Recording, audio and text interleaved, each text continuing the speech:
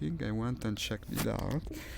I mean, flying games and driving games are just as good, but they're not for everyone. This can be played by everyone, at least in principle, if indeed it is the kind of person that is willful to invest some time in understanding the mechanics. Because yeah, the mechanics are complex, but the difficulty of it, well, you decide. You decide based on what you want to do. If you fly the bigger ships in complex combat situation, of course you're going to have a hard time. If you instead want to do trading, it can be like a truck simulator, basically. Truck simulator where people constantly attack and try to kill you, yeah, because of course the space is a bit wide like that. But still, it's a game for everyone. It can be.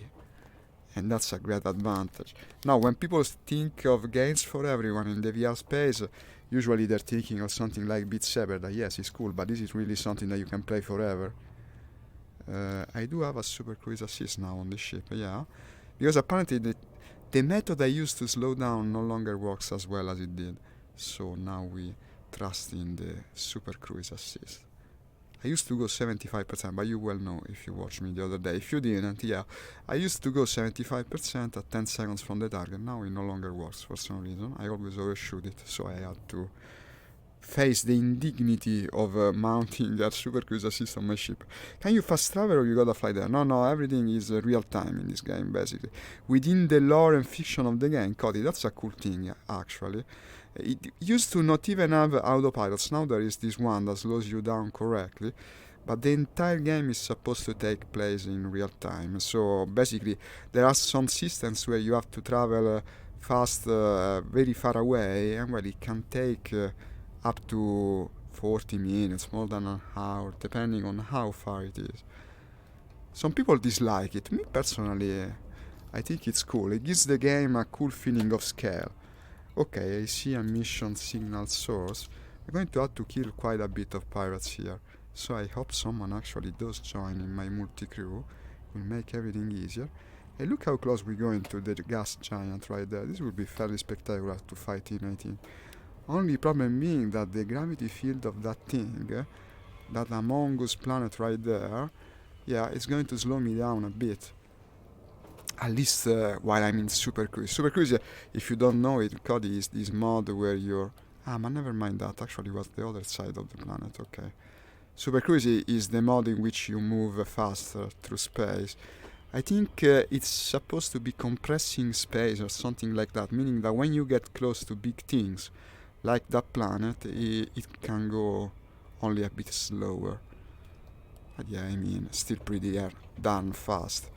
And we're reaching the target soon. So engage the assist again. Yeah, Super Cruise assist active. Now probably they will be simple ships to kill, but I mean, it's worth it. For 21 millions, I get to 70 millions, I can really start of thinking to put the beam lasers. The huge beam lasers cost like 12-13 millions a piece. And considering this ship has a 20 million rebuy, I think it will go even higher with the lasers. Yeah, I'm not yet there. I need more money. So that's the reason we're still doing pirate hunting missions. And then possibly I will need materials to engineer the weapons. Now, material gathering can be boring in this game, but generally speaking, it is as boring as you want to do it, to make it. And this is true of the entire game, really. Many people come out of this game by saying, but this is more like a job than a game. Well, it depends. Certainly, if you go straight for the grind and try to obtain ships such as this from the get-go, probably you'll get bummed out. But if you do everything at your own pace and you manage to find your own rhythm with the game, it can be one of the best experiences, really. Just not as fast-paced as some others, of course, but that's inherent in this entire typology of games. Okay, now I almost wish this to be the enemy. It would be quite a challenge, and yeah, indeed it is. Can you imagine? I expected to find some idiotic, super easy... But is this an assassination mission that I'm doing, actually? Well, I don't know. It's a mission target, so he has to die. Why didn't I deploy the fighter? Yeah, deploy. This is an Anaconda. It's more or less big as me, but I'm stronger, because I'm a combat ship unlike him. Now, the Anaconda can be an excellent combat ship, but the NPCs usually don't make it. So now we're firing on it with the full power. Yeah, it's also has shitty shields. Yeah, died immediately. Took a little longer than an eagle even. But he has friends. That could be a problem. He has friends. I think we're doing an assassination mission though. I don't know what we're doing. He has many friends. All pretty shitty shits, but also quite a lot of them. So I best be careful. Oh my god, are they a lot? Are they all? Yeah, mission target. So that's the reason it's actually a wing mission. It's supposed to... It needs other people to be done safely. Well, we'll try to do it unsafely. At least it will make for a more spectacular stream. But keep in mind that if I really start to go low in shields, I'll have to escape. Since, yeah, like I said, 20 million rebuy, it's like a week of grinding. normally, unless you find a cool mission like the one from today. Luckily, there truly are shitty ships. Let me try to kill the bigger ones, which are easier to hit first. Each of these is a mission target, so we're actually progressing pretty well if I complete this engagement. Which apparently seems doable. I'll have to recharge my shields once or twice maybe, but there really are shitty ships. Only a lot of them. I remember a mission like this that I did some times ago. It was also worth a lot of money. And absolutely doable. Absolutely. It's not like the other day when we were facing, yeah, they were only 4, but these were vultures, meaning pretty angry little ships that can really damage you, unlike these. These are basically the starting ships of the game. Isn't it cool, Anthony? Yeah, I love this game. You should try it, really. It's worth it, in my opinion, to invest the time to understand its mechanics, like I said. And yeah, let's keep destroying the fighters. There's plenty. When only a couple remain, I might go into my own fighter to do it, just to make it more of a challenge and maybe more spectacular to do, but maybe there won't even be time, because they seem to be dying at a crazy fast pace, actually. This guy is named Polaron. What a name. Sounds like a candy. An ice cream candy that maybe, I don't know, coconut flavored. Polaron. You scary. Arc hell even. But let's do it. I mean, I will go to the fighter 1 second just to show... switch disable multi-crew. I cannot do it. Apparently if I'm in multi-crew. Yeah, of course, I see the reason. Because if a player comes and pilots your fighter, you would be occupying the same seat, actually. And yeah, it wouldn't work. Okay, so no fighters for us. But we already destroyed all the ships, so I will recall the fighter. Was landing, I can show you through external view if indeed I can find the angle, yeah, that I wanted. Well, landing, actually docking, that's what we're doing here. Here it is. A player usually has to make some attempts, but when it's the AI piloting it, yeah, it's fairly immediate. And would it be too much to wish for it? Because the other day, when I was doing one of these missions, enemies kept spawning and coming in. I think today we won't be that lucky. No, nothing else is coming. This is the police, the system authority vessel that came here to do absolutely nothing, as they're very well known to. Yeah, there's nothing else to do here. Let's look for another target. I might even go to the resource gathering zone close by, which usually, as you well know if you play this game, are very frequented pirate meeting points. There's more pirate than resource gathering, basically. Since we are looking for pirates for the mission, it is highly likely that we will find some there. Well, highly likely, it depends. In any case, it gives us a direction. Let's go there. Is there a zone that is also the hazardous type? No, only high risk. High means high risk, but it's never really high unless it's hazardous, and I don't see any on this planet. Going there, not using the super cruise assist this time. It will probably also be easier to attack them one at a time, but possibly longer winded, and I don't know, just to check it out. It's also cool to go in the resource gathering zone, so for people that don't play the game, it's certainly worth it, of showing how it looks. Basically, the concept of mining in this game is that it takes place mostly in the rings of gas giants, or planets that have rings in general, not just gas giants really. that, as you probably know, are made up of small, tiny rocks. And yeah, I arrived a bit too fast. As I said, indeed, it's become more difficult. I don't know why. I'm only 500 kilometers from the objective. Might take a while. Wait, we have to reboot the fast drive. My friend seems to be moving around. I'll contact him later. Huh? I will. Only that if we're going to join, it will be a bit slow. So I'd rather find someone to multi-crew. Okay, come on, how long does it take to engage that blasted thing? Ah, this is a cool angle, look at that. Yeah. Frame shift cancel. Cooldown in progress. Okay, finally cool down. I was sure I was able to slow down. No problems there. Only a little waste of time. Soon forgotten. And now we can aim correctly at the objective. Yeah, I'm a bit fast still. I mean, it should count for a disengagement, but the problem is the angle. Where the heck is the point? It's taking longer than finding a second zone, which in fact has spawned. Look at that, but it's fairly far. No, and now I want to go here in any case. Here it is. Press to disengage. Yeah, resource gathering zone, like I said. It's a bunch of tiny rocks, well, not really that tiny compared to a planet or actual asteroid, where you have the ships that come and mine for resources, and their eternal enemies, the pirates that want to rob them of all their stuff. You can also take part in one or the other activity. Actually, the cool part of this game is that it's very open. If you'd rather be no do-gooder, I don't know the kind of term I'm trying to concoct within my devious mind, but if you know what I mean, if you want to be a pirate, well, you can. After all, a pirate is free, like said the song.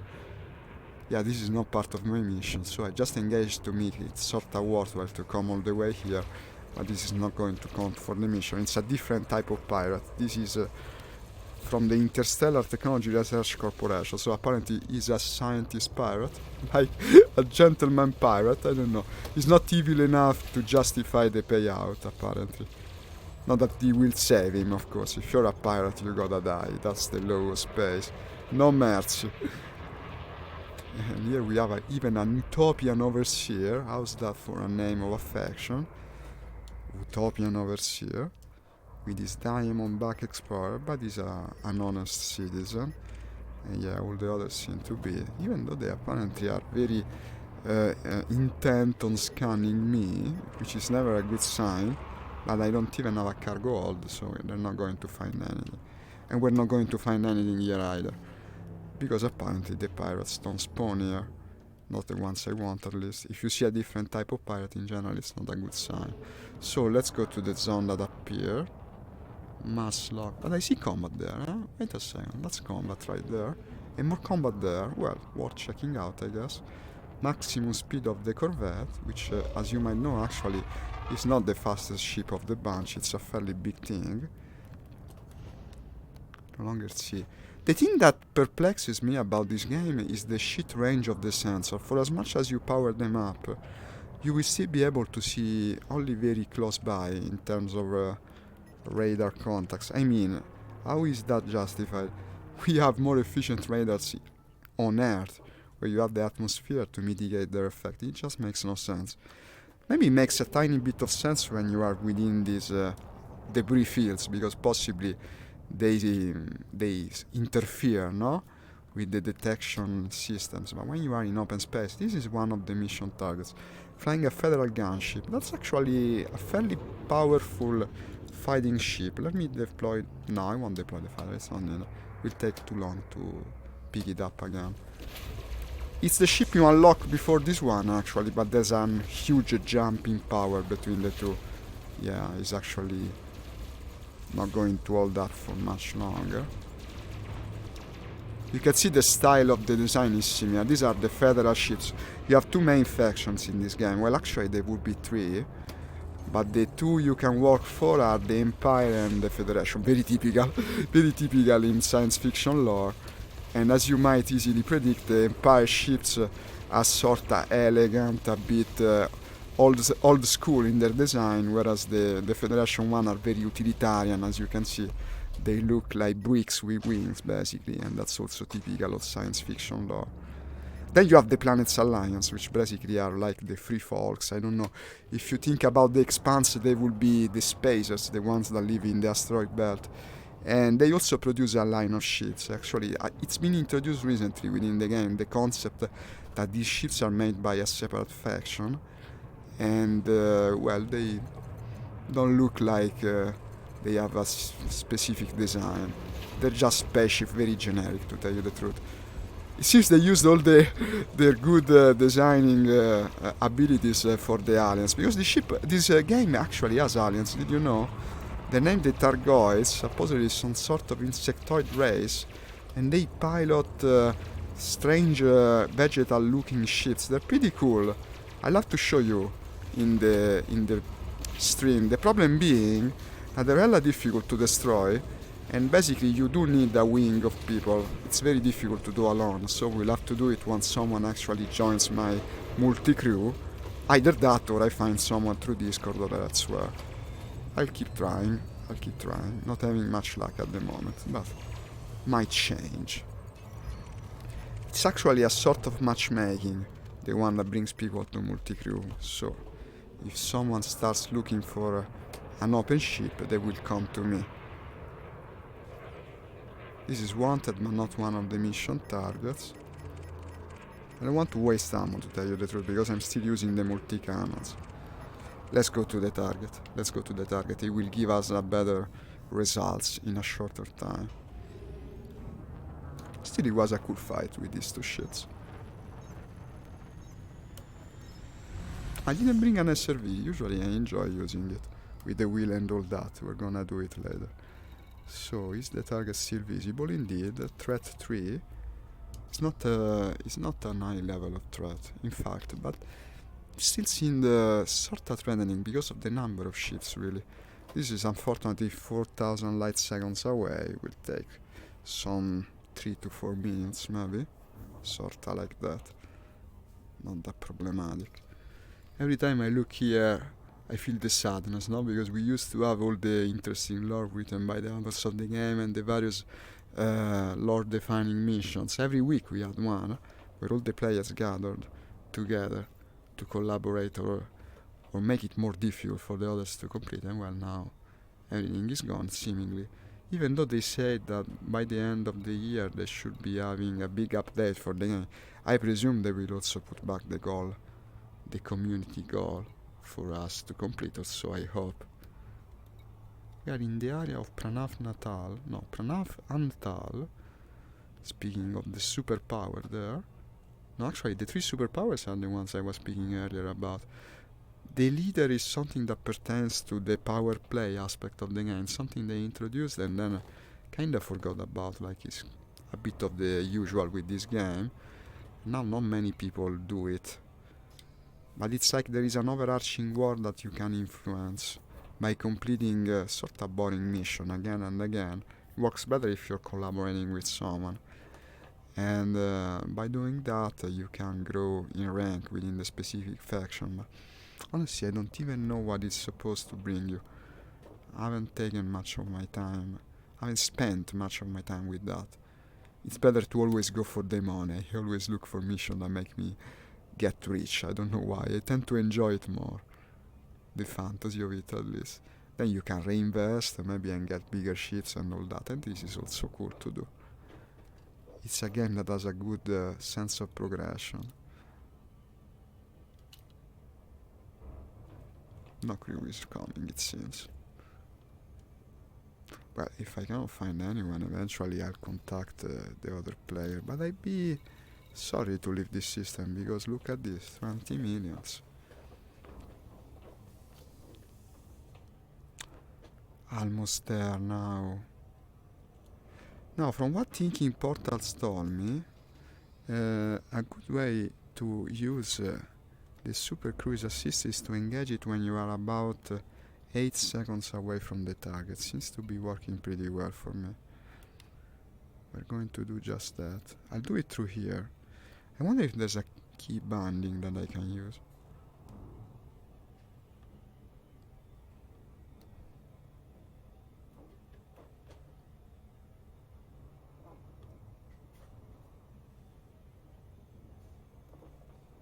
Okay. We'll get there.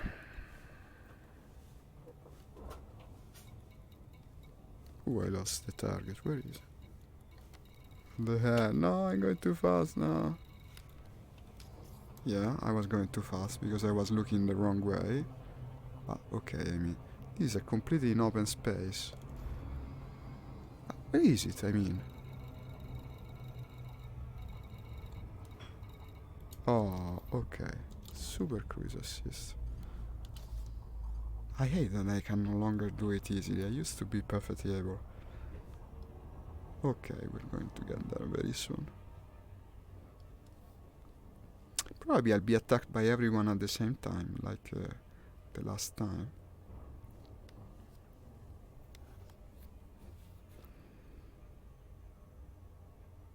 It says 7 seconds, but as you see, it's not quite 7 seconds actually. Takes a bit more. Where is everyone? Is there really no one playing this morning? Ooh, I called him. We have a commander, Arnal. Hey, Arnal, can you hear me? Hello? Wait. Hi, Arnal, can you hear me? Looking for a wing, mate. Let's do it, man. Deploy, deploy. Deploy the fighter if you can hear me. I hope you can hear me. And we have the same anaconda as before. Yeah, basically will be the same objective repeated again and again and again. Our friendly player has deployed, it seems, yeah. I see him in space, so together we'll be doing a shorter walk of the enemy. Why isn't everyone attacking me like before? This time they really don't care much for their leader, it seems. Arnal, if you can hear me, write something in chat. We can go to Discord or something. Ooh, here they come, the wall gang again. Maybe he cannot hear me. I'll type to him the message. I think this one is gone.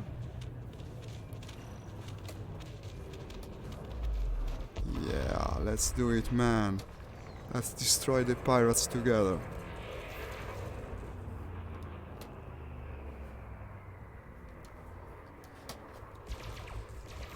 Let me see if you wrote me something. No, apparently not. Easy peasy.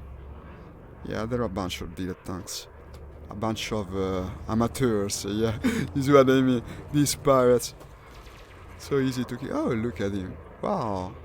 Nice maneuver right there, Arno.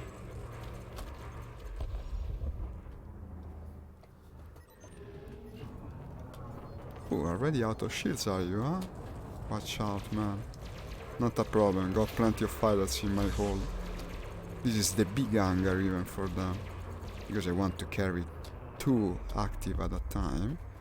Fighters are fun, I mean, it's an interesting way to do combat. Especially if you switch to them. Now we cannot do it because we're doing multi-crew.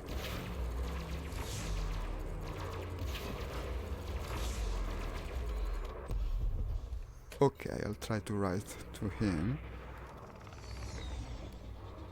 Hello. No, not all caps. Can you hear me?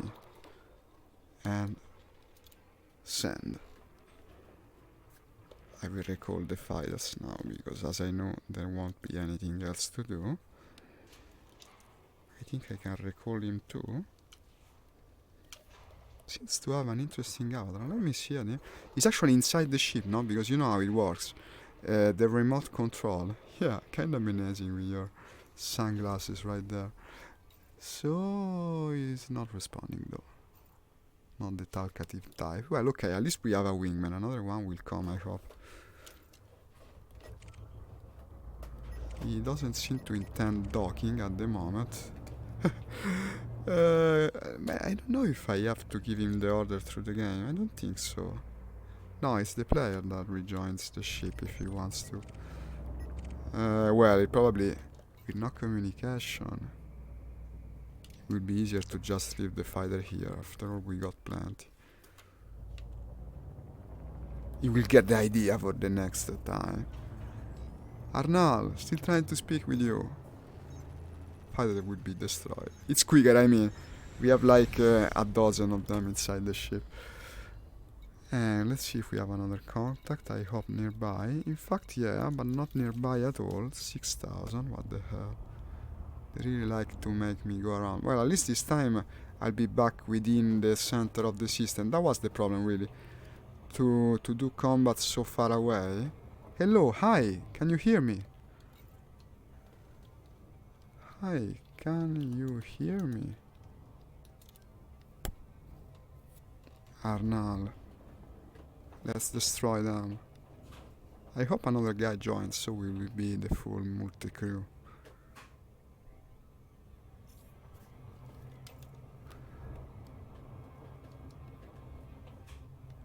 Let me stand ready to disable, enable the...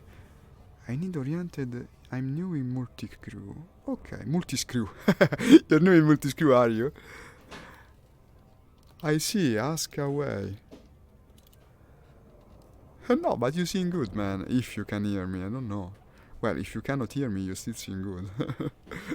Good enough to pilot the fighter, so no problems there.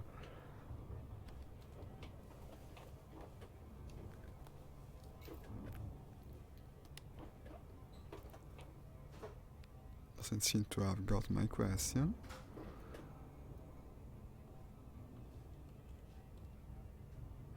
Doesn't seem to respond it either. Okay.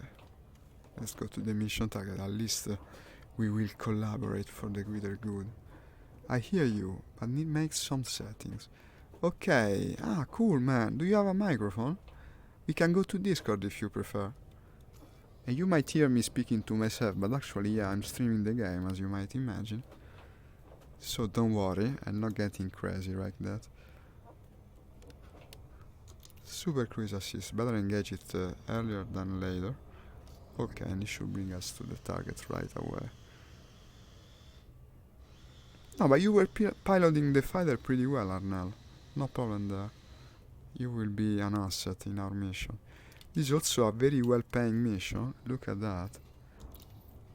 It's a 21 million mission, so not something you find every day, indeed.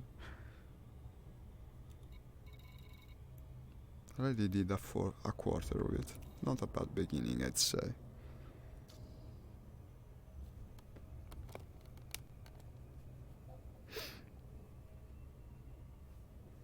Almost there.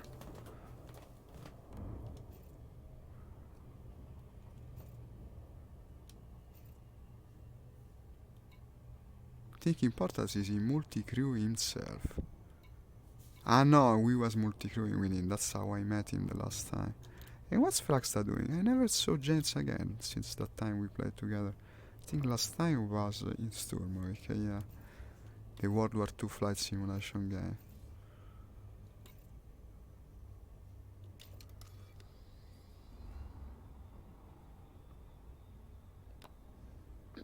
We will be there, huh?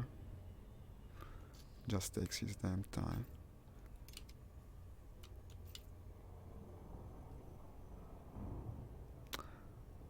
Seven seconds now.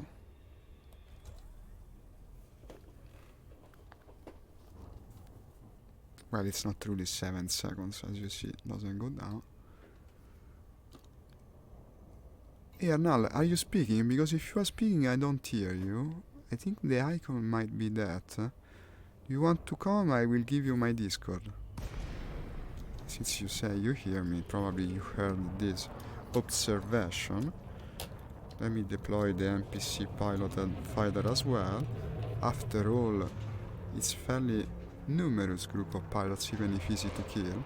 This guy has a friendly Python right there. They're actually in a wing, okay. So let him turn around maybe a bit, so he doesn't open fire, yeah, at once with all his weapons. Because an Anaconda, yeah, it's not a fighting ship, but it's got a huge quantity of weapons in it. So it can be dangerous in there, if he points them all at you. Ooh, there's plenty of enemies there. I'll fire a cell preemptively, just to be sure, because I don't know, I saw the Python, and probably the other sheets will be big as well. We best be careful right here. Shaft is reloading, otherwise I fire another. This is how scared I am in principle. But I don't know, no, it's probably not that threatening encounter. Just that you see so many people shooting, you get unnerved. The thing is, he's only rated competent, so that's why it so easily dies.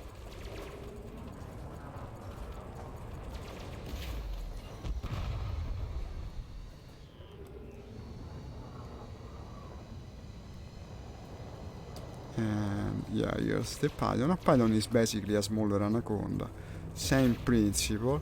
It's the first good ship you get in the game, basically. It costs, I think, around 40-50 million. Honestly, I don't remember. I got mine a lot of time ago. And it was my favorite for the longest time, because it's a very versatile ship, like the Anaconda, really. They're called multi-role crafts in the game. It can do trading, it can even do exploration if you outfit it correctly. And it's a decent fighter. Not decent enough to take on a Corvette, of course, as you can easily see. But this is the goddamn best fighting ship in the game, so it's true of many things, actually.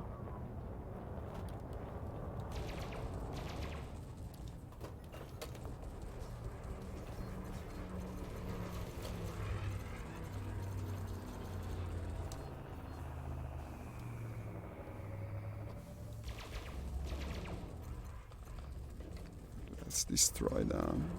The tiny ones take actually more time. It's an annoying aspect of the game. The smaller they are, no? The smaller they are.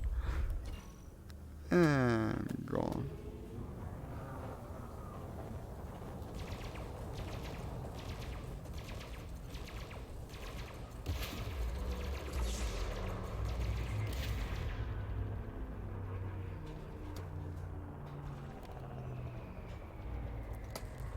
And this. And final one.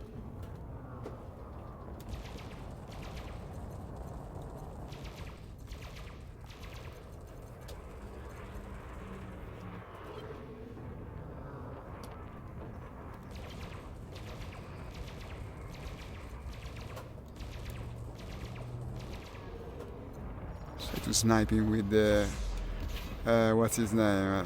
The rail gun. Yeah, it seemed to work pretty well. Okay, recall the fighter. And well, now for the time being, I think I'll be playing with my friend now, so I need to close multi-crew for the time being. Excuse me, huh? See you later. Yeah, he was doing shit all, basically. He was sitting on his seat to get the money while not participating in combat or anything. So yeah, set up your controls, then maybe we can try again later. But I will put there a big maybe. And yeah, let me indeed contact. Think important if he's still online. No, he's gone offline. Okay, I guess. Now if I reopen it from the get-go, I will just get the same guy joining. Wait a second. I will reopen it in 10 to 15 minutes. Engage the fast drive again. How's the mission going? 1745. Actually, we're almost midway through it. After this, I do the laser stings. I think I can already aspire to it. Well, okay, it's not the closest, but it's doable, I mean. 3000. Baby Cures. What a place. Baby Cures, indeed. Where is Super Cruise Assist? Okay. Such indignity to have to use Super Cruise Assist now like a noob. But I mean, if it works.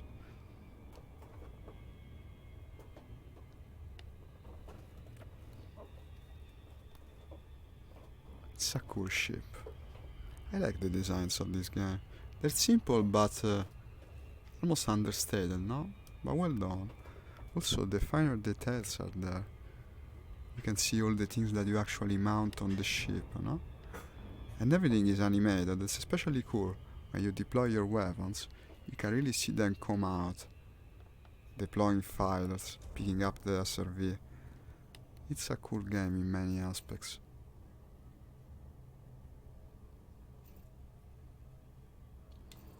After this engagement I open multi-crew again. I mean, if you're getting him, probably he will have set up his controls by now.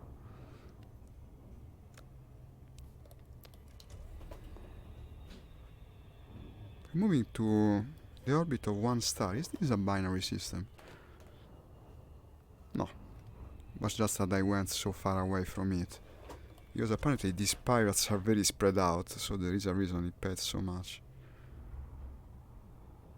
Meaning that you wastes more of your time in this mission.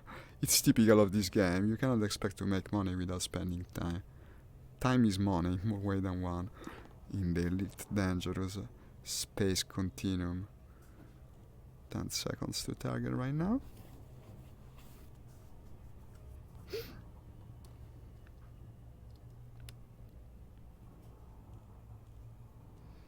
Baron's Crest.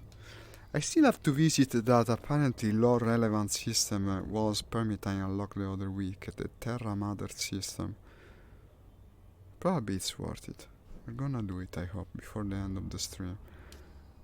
I'm also rated elite with that faction, so it should prove remunerative. I will probably have to switch to a longer jumping ship to do the engineering part of the rearming project, because you will have to travel far and wide, probably to gather the materials at the very least. Well, first of all you gotta bring the ship to the actual engineer, because the projects I have pinned are not the beam lasers, but the pulse, which actually proved very useful the other day. Rapid fire pulses they were. Well, quite a kit really. On my third lens they basically made the ship go from sack to ruling the conflict zone. I'm gonna fly the ship again soon. I loved it. Used to not like it, but with the full engineering of rapid fire pulses and one plasma cannon huge, well, it proved fairly cool. Of course you don't have the energy generator of something like this to keep it working in sustained combat. Oh my shit, so many little tiny flies here. That's plenty of enemies here.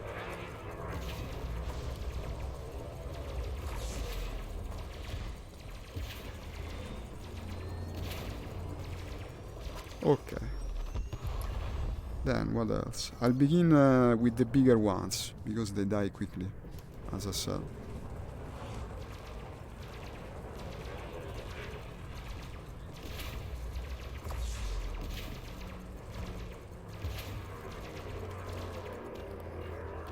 And gone.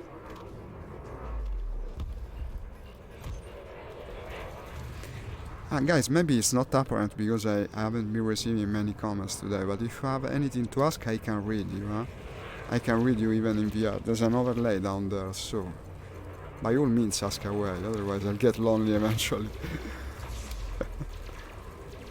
I wish the regulars were here, but I guess everyone has a life, they cannot pass it by watching me. Argasireu, yeah, join your friends in your afterlife. You go pirates, you go the path of the pirates, you're gonna pay the price in this universe, really. They have a nice paint job, this fashion, though, half orange, half black. I'd rather like to have it on my ship, to tell you the truth.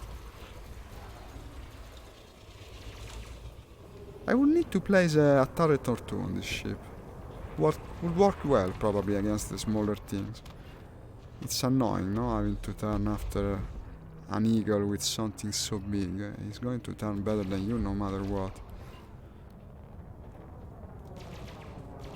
He has like the entire system police force shooting at him right now. Look at that.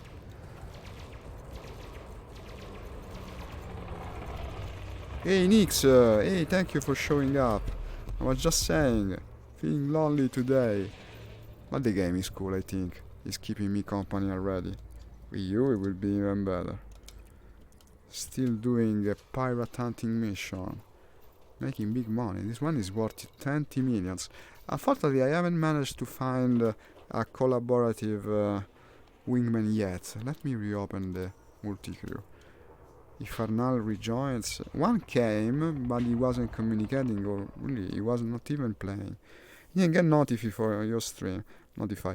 Ah, really, man. Strange. Well, I started a bit later, because I was having problems with my graphics driver, I think it was that. In any case, I rolled them back and now it works. So possibly the notification came later, I don't know, than expected. Half an hour later, more or less. I don't know, yesterday evening I get the notification in Windows for the driver update. So I have, like, in the bottom of the mind, half of a thought like it's not going to mess up tomorrow morning stream. No, but actually, yeah. I installed it nonetheless, and indeed it messed up the stream, meaning that once I started, I had jerky vision, like the visual with the headset wasn't following the head movement, sickness inducing as hell, man. And so I restarted the headset, restarted the PC, then rolled back the drivers, and now it seems to be working, so it's all good. I think I'm gonna skip this release. It's the thing, really, when you play in VR you end up hating any fucking kind of update, because so often they break your system. It's, of course, it comes from the fact that it has a small user base. They're not going to care much for the VR users, and they don't test their updates for the VR users, case in point. War Thunder is also guilty of that. Do you remember when I couldn't play for an entire week? I had just started streaming. That made me angry like you wouldn't believe. I didn't even know if they would fix it, because there have been instances of games. Yeah, it is. There have been instances of games that used to support VR, then they made an update and they no longer did, and it never came back to support. There was this pretty cool game. It was a freemium game like War Thunder, where you basically unlock the starship to do space combat, a bit like this but more faster paced. Just the combat itself, no management and enterprising aspect to it. And that game, suddenly started to support VR, stopped to support VR. Don't remember the name, no? Never played it again, of course. You don't deserve my attention unless you use my favorite technology. Unfortunately, these pirates I'm hunting right here are very spaced away from one another, so it's taking a while to reach them. And also, it's been pretty slow with other players, meeting no one up to now, only a guy, not very participative.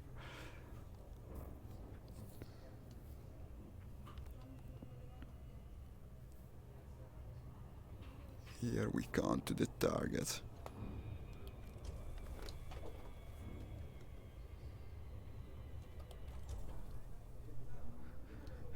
I tend to run out of things to speak about during these long treks to the objective. It is a bit like the track game. When I tried to stream that, it was a bit of a show. There's not much evolving. It's not continuously changing. I mean, we're just going to the objective. Easy as that.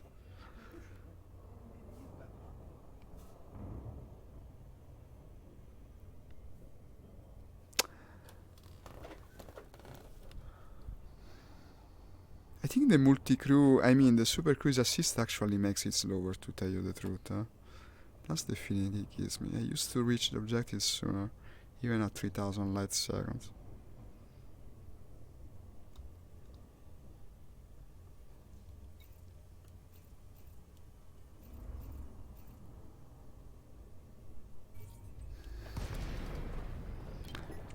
Okay, here we are again, to the group of pirates that I'm hunting. It's really worth pursuing, please be patient, I know. These long treks are a bit boring, but for 20 millions it will permit me of having a better ship to stream with. Everyone will benefit in the end. If you actually intend to keep watching me, that is. after this snooze fest of a session. No, but the combat is pretty good. I mean, it's not as peaceful easy as some other times. It's just been eerily quiet with no one playing together. Tell you what, I'll write. Ah no, it is connected, right? That's the reason I didn't write thinking portals. It is connected. We need someone else through multi-crew. It's the only easy way to find it.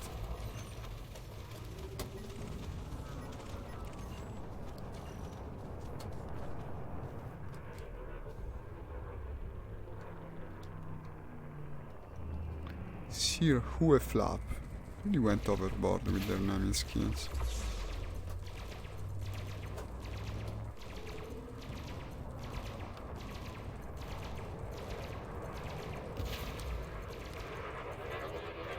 Ah, speaking of interesting topics. Okay, so today you got the time. I'm glad of hearing it. You always keep me company, and also, no, your very presence is giving me an idea for a topic of conversation. Did you know about the American experimental plane named the Flying Pancake? Actually, yeah, if you can believe it, I discovered about it just yesterday and decided to write an article on it. I had seen it. That's a plane from World War II. Now, guys, if you don't follow the sim, maybe you don't know it, but I mainly play World War II flight simulation games, meaning that, well, this is relevant to us, and especially to Nix, which knows way more than me about it. It's an experimental plane made by the Americans around 1942. And well, it's basically, the secret is in the name. It's named like the Flying Pancake because that's actually what it is. It's shaped like a flying saucer, which makes it also relevant to this game. It really looks like a little spaceship kind of thing. Used to be, let me retract the weapons, okay, and engage Super Cruise again. Used to be in the old Tigers 1945 series of shooters with a top-down view. The ones made by Psychio, they're fairly famous in that genre. Oh my god, another 6,000 light seconds. How's the mission going? Well, it's going pretty damn well. We're now 24:45. No, but it's just 1 minute away. I mean, it's doable, it's doable. I won't engage the Super Cruise in advance. It seems to make me go slower. And yeah, it was designed, speaking about the Flying Pancake again, made by Vote, same company that made the Corsair, the famous fighter of World War II, used in the Pacific Front mainly, carrier base. Designed by Zimmerman, which is a very important engineer of the time, for the same company, meaning Chance Boat. It was based in Long Island at the time, not yet where it is now, meaning Dallas in Texas. And it was meant to be a carrier-based aircraft. So basically what he came up with was this crazy aircraft, disc-shaped.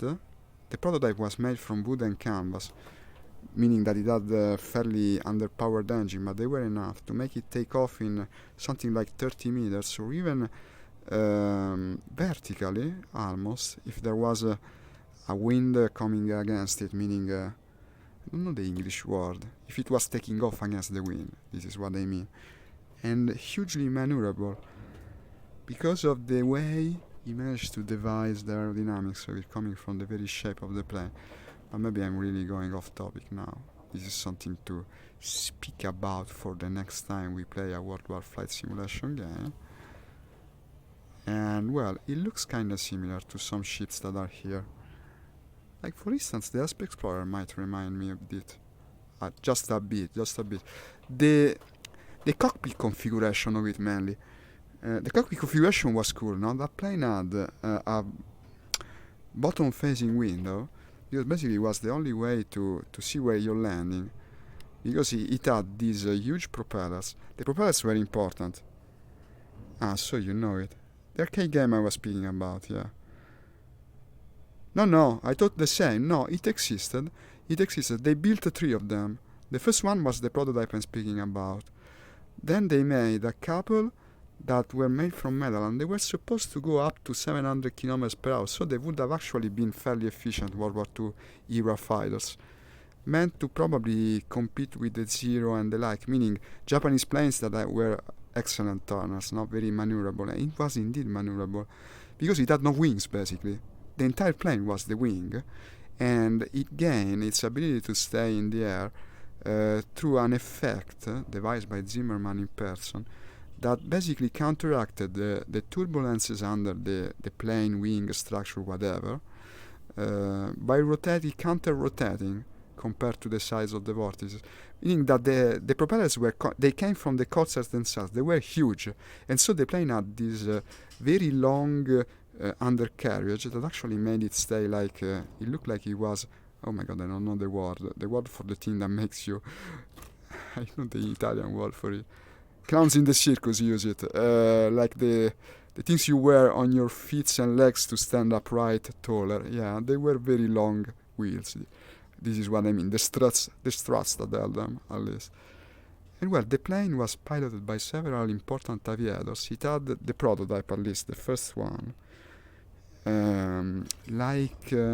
almost 200 hours of flight, constantly mistaken for an UFO for obvious reasons. And Charles Lindbergh himself, the man that crossed the Atlantic in a single stop, the man that also had some strange Nazi sympathies. It's an aspect of the person that not many people out of the US seem to know about. Well, he said that it was an excellent plane. It had potential, man. It could really, if it only had entered into service in time. The problem was that then World War ended. It took them longer than expected to perfect the various aspects of it. And in the end, when it was ready, not only war was over. Main problem is that the jet airplanes were becoming the norm, basically. And no one was interested in it anymore. I'm out of multi-cannon ammo. This is going to be problematic. Let me see if I can do something. I'll try to boost away a bit. If I can outrun these things, I hope I can. Without going away, and synthesize the ammo. Let me see if it works. Once you are under fire, you cannot do it. I should have the materials to do it once or twice. No, because it would be a shame to lose these guys. Plasma munition, small caliber, but that's the IX. Small caliber munitions. Yeah, resupply. And I'm doing it. And yeah, resupply, perfect. Perfect, I dare say. Let's go back and finish them off.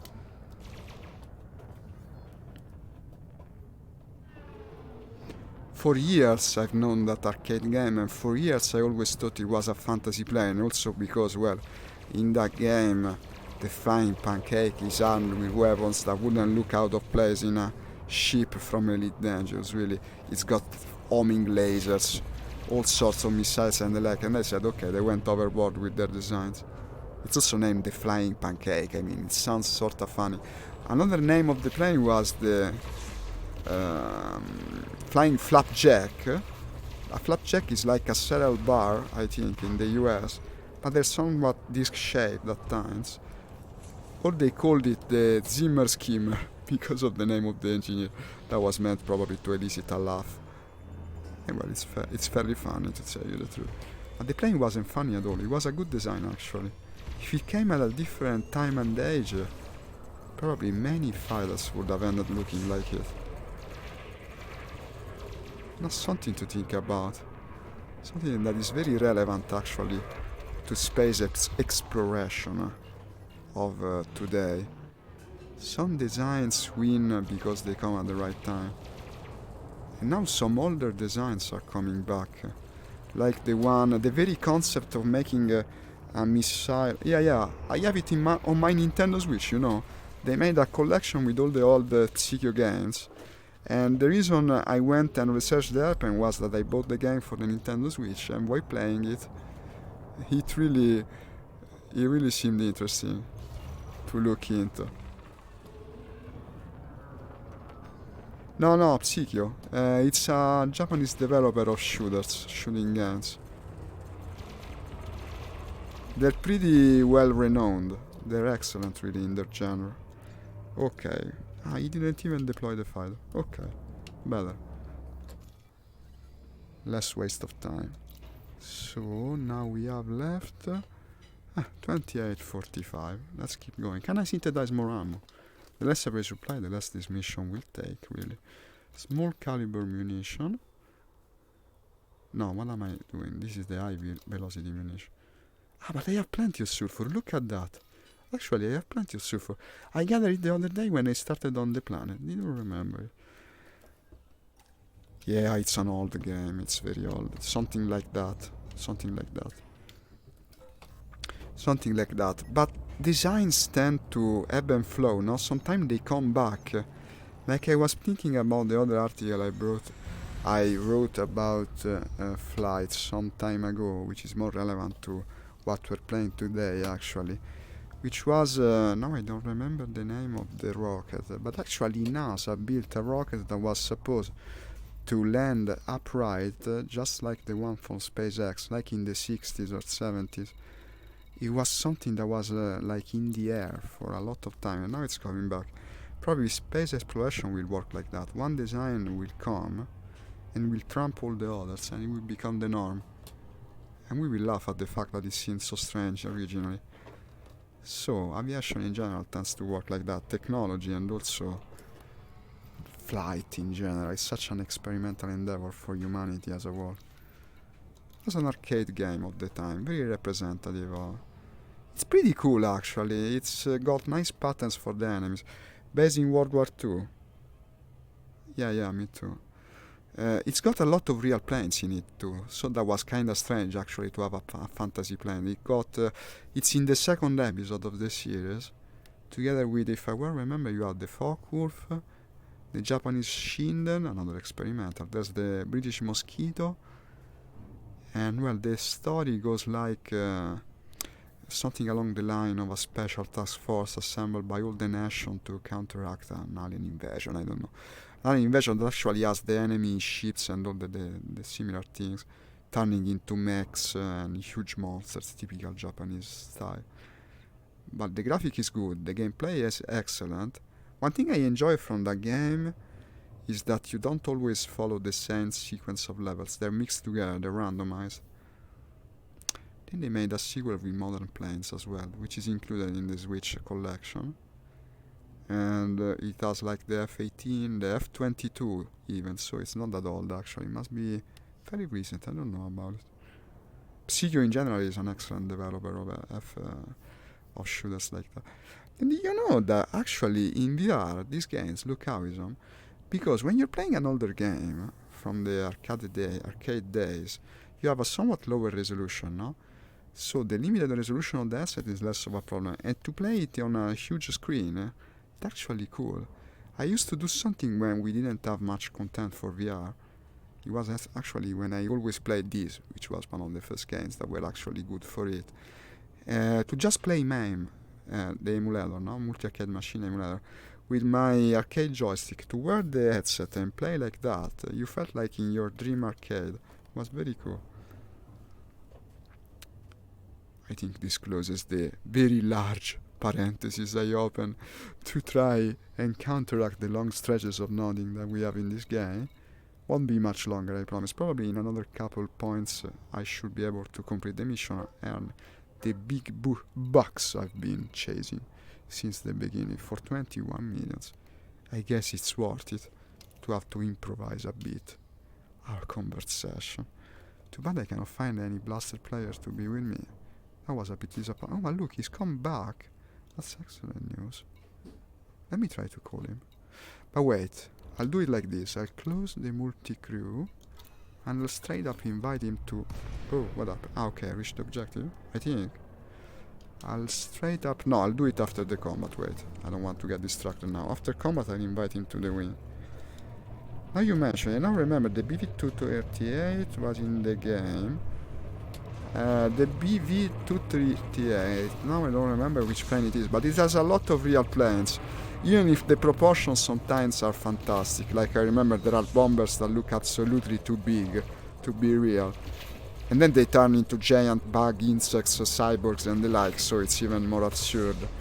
But the designs of the planes is real. They really researched into that area. The BV-238. Now I don't remember which it is. I want to see it. If you say so, must be pretty cool looking. Another of the player planes is the Lightning. I will remember it. It's got a pretty cool paint scheme. Half blue and half silver. Probably it's meant to be the J version of the plane. No, he escaped. This sucker. So they do it. But these are also enemies, right? If it's like before, they should be. Yeah.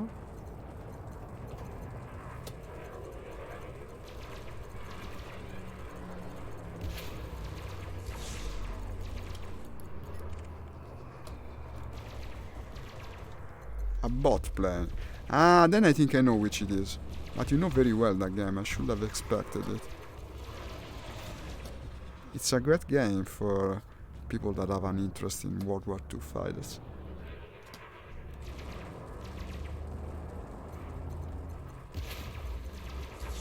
I wish we had more old school games where you piloted tanks, actually. It was such an underrated genre at the time. I remember wishing for a tank game for the longest time. Let's try to invite Thinking Portals.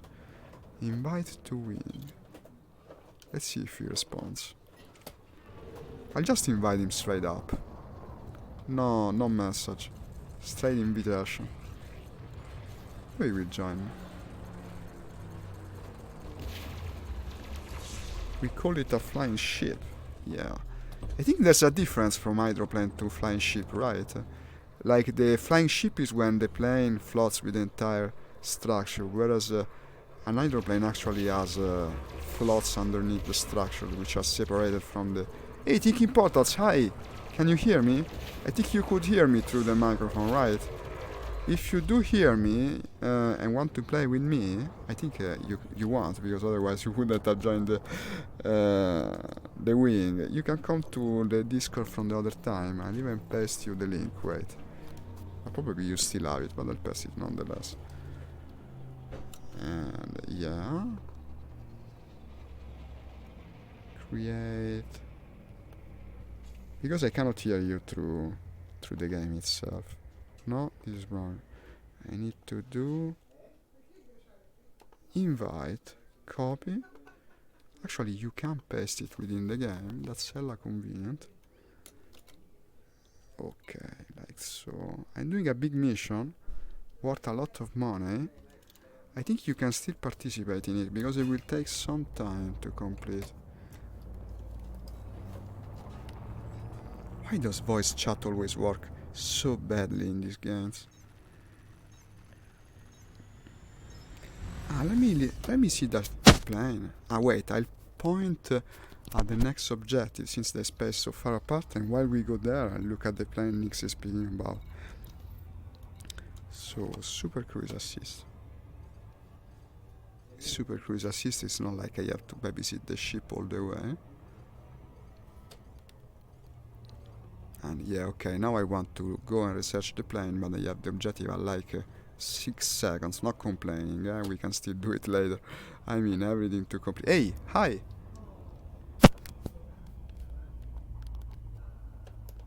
Hello? Hello, Portals. How are you? Hello, how are you? How are you? Man, well, thank you, pretty well. Excuse me, I'm fumbling with my English. My English skills are failing me. I was speaking alone for so long. Finally, another player. Okay. I see you're not so close to my location right now, if I'm not mistaken. I'm at 4 or 5 jumps, I think. Ah, I'm still doing the missions in the same system. This one paid 20 millions. I'll share it with you, wait. I'll turn off voice chat from the game, otherwise you'll hear me double, I think. Yeah. And what else? Share the mission. It's halfway done, but I guess you can still participate in it. There should be no problems. Actually, it's more than half done. I need another couple of points of interest. Then we can do something else, whatever you want. What were you doing, by the way? I'm just working I joined a squadron, and so I'm helping solidify them in a new system. Ah, that's cool. That's cool. A squadron? Can I see it in your name in the game? You get a tag like something like that? I think you have to scan me, but yeah. Interesting. I want to see. I want to know. I'm looking for people to play with. I'm always so alone in this game. I don't think the community is dead yet, but apparently it's difficult to find. This morning, for instance, my multi-crew remained empty forever. Only one guy joined and then he didn't communicate, he didn't participate, it was useless.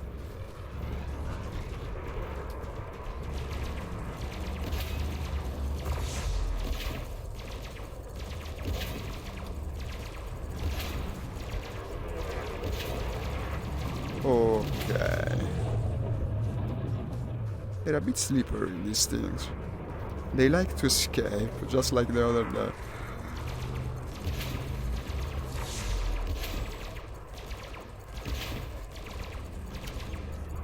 Okay. Anaconda gone. Then we have all the little tiny flies that fly around it. This is the kind of pirate hunting objective where you encounter basically, it's not like a wing, they're not in a wing, but they all come at you together. Still, it's pretty easy. I found there's about 4 different kinds of pirates when you first jump in. Excuse me, the audio from the battle was a bit too strong. I'm lowering the volume, in fact, so I can hear you better. Okay, like so. What class star have you got over there? Perfect, I will be able to hear you perfectly like this.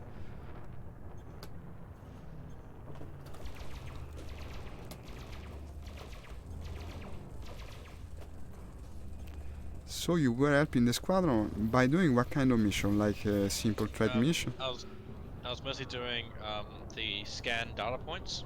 Ah, that one. On the planets? Yeah, but I was enjoy doing this. cheating way. Which is the cheating way? You're speaking So my interest. normally you have to drop down into the SRV and drive across. Uh-huh. And there's turrets around and they'll shoot you. But Yeah. what you can do is fly in with your ship and use the data link scanner on that. I didn't know it was possible. But isn't that dangerous? Like, the turrets are pretty strong against ships, if I well remember. Yeah, But I had I'm on shield tank, so I don't really notice. But every now and again there's like an anaconda in the air or something. yeah, if it's got shields protecting, it's gonna be difficult. I can imagine. No, but I enjoy doing the data point scanning mission. We could do and do it together. I guess I can help you if you want after we complete this. I'm fine. It's just busy work, and I don't think you can share the mission. No, okay. Another 10 targets here. Won't take much longer.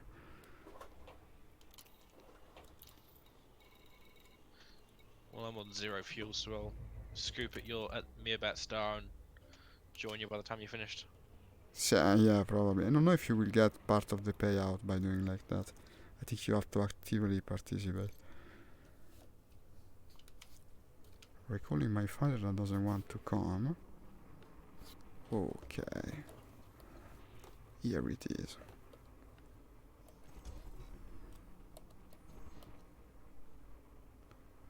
And it's in. Probably another point of interest should complete it.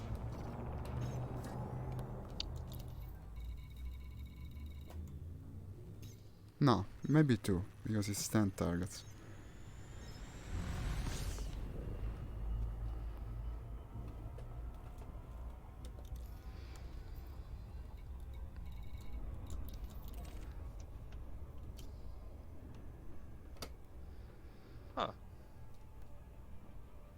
Apparently, fuel decreases your jump range.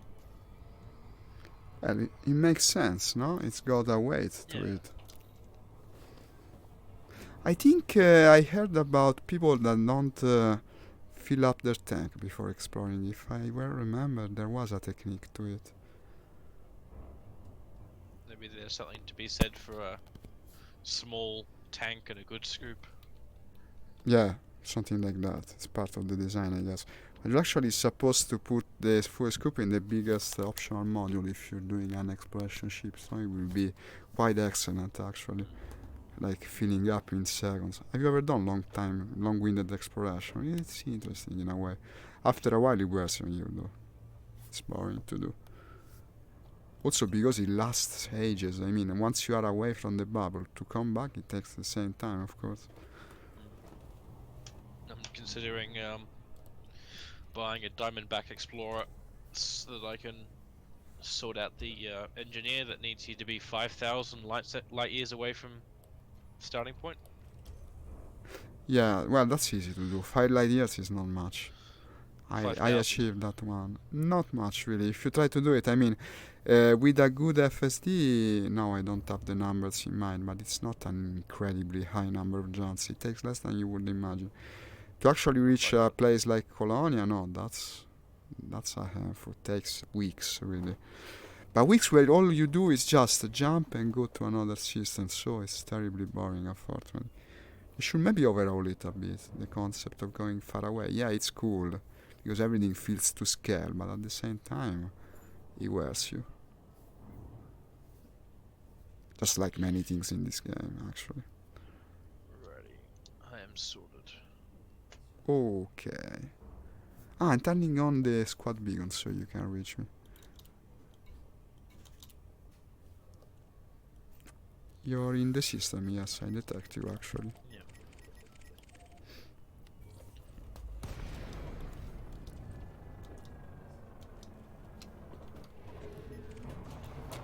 And here we have the Anaconda. It's the same encounter again and again. They just don't want us to have fun, these guys. And I must be careful because these things tend to escape.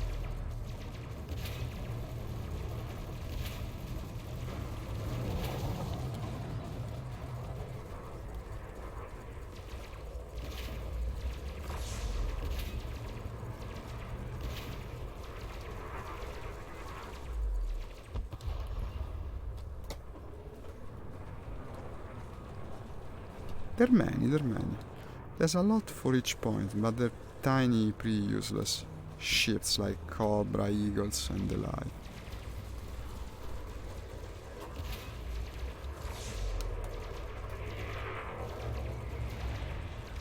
Okay, no problems there.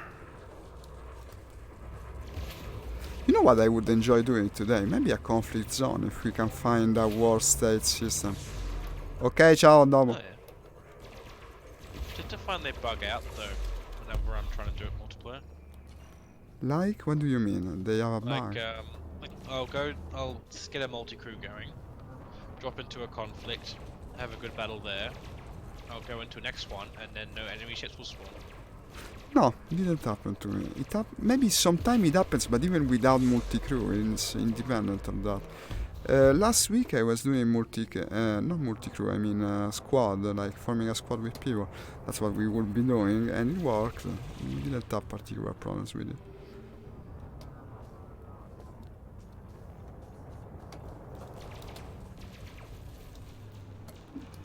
We would need a system where one of us has a good reputation to make them really worth it. Okay, bringing down the tiny things real quick. One. Ciao. And there's another there.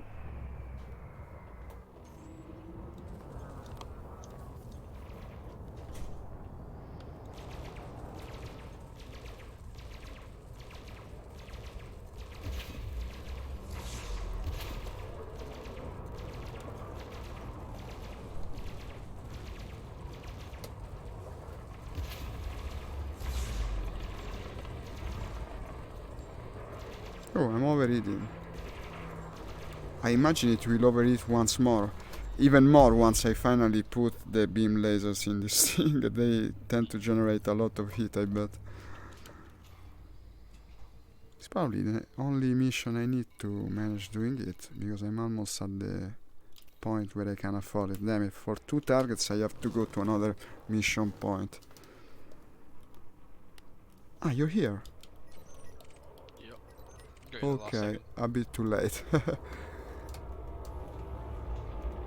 Yeah, here it is. It's cool, the cutter looks cool.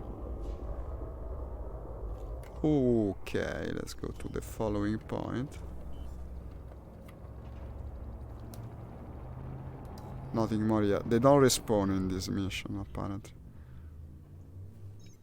Unfortunately.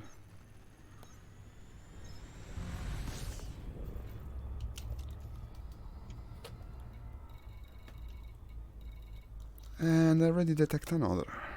It's 2,800 light seconds away.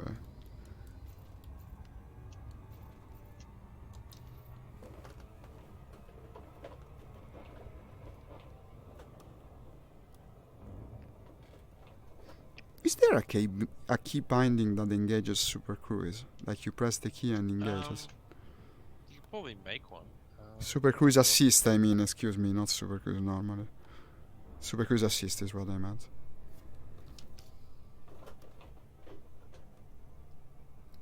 Let me check it out while Super Cruising Assisting. Super Cruise Assisting. While it goes and slows down by itself, I'll go to the options. If indeed it engages.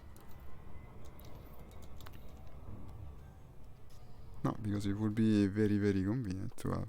Since you're supposed to turn it on at a specific time, it would be probably... Yeah, no, toggle flight assist is another thing. It would be flight miscellaneous. No. Well, everything has a binding in this game. In your ship, on the ship section, Hmm. on the flight assistance subsection, have you got Super Crystal set to manual or auto?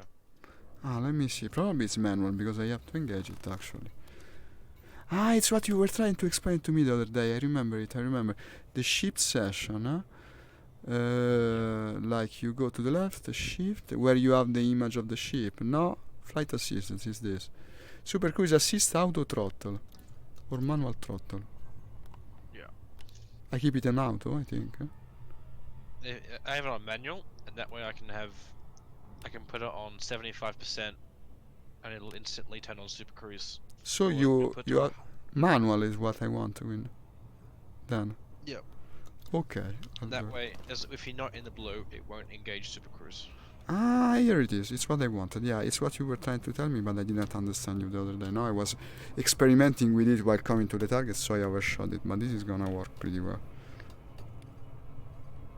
And okay, I have to do the loop, but I'm almost there. In any case, no problems. Thank you. This is a very useful piece of advice.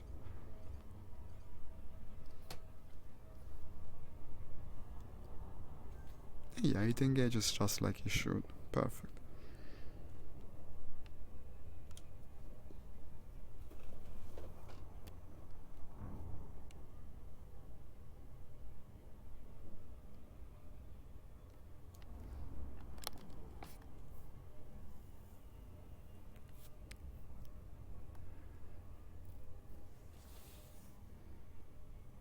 Slowing down right now.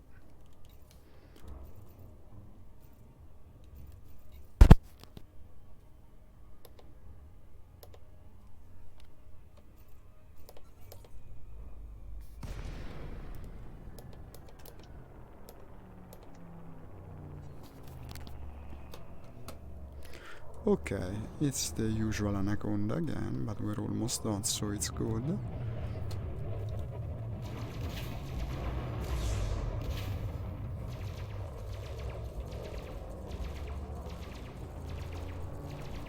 Well, actually, for this kind of payout, it didn't take so long in the end to do.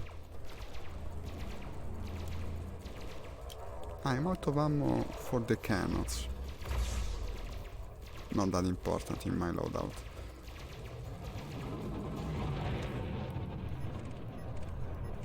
One, and we only need another one.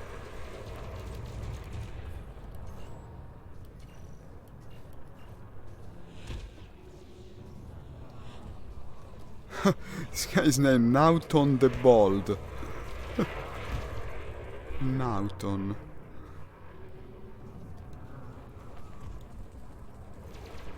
Okay. And he's gone, and I think this completes the mission. Or not. No, another target. Ah, because the anaconda is not dead, eh? That's the reason. It's only at 0% health. I think I've seen it happen once or twice already.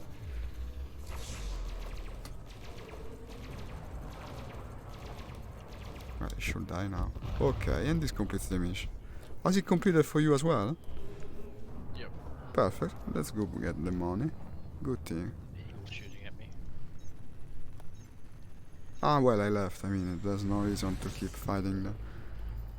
I'm pointing at the station, which would be... I wonder if I can hit him with a plasma accelerator. Well, it should be possible.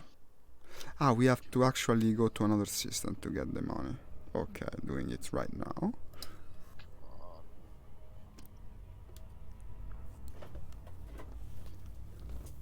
He turned into it. He turned into it. Ah, perfect. Ah, so you see doing some combat. Okay, well, actually, I'm going back to Lippel now.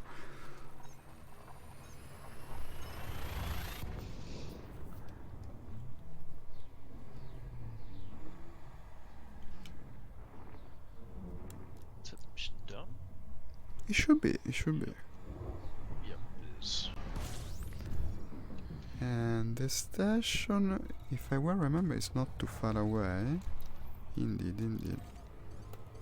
Other side of the star, though.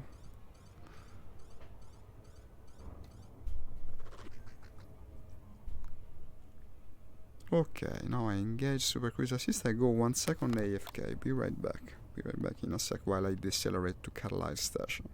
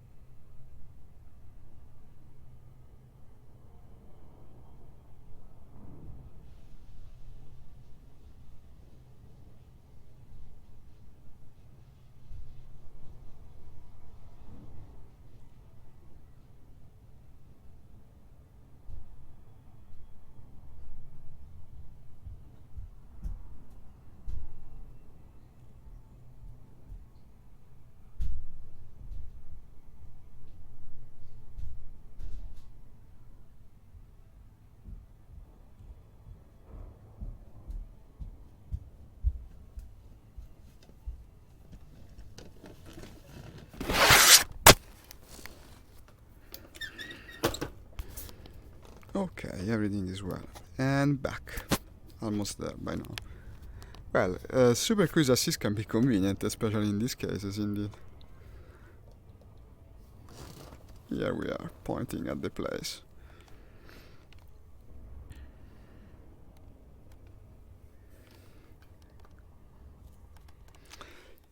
I think we can find a war state system by looking at the map. There should be a filter for it. Yeah, if you go state...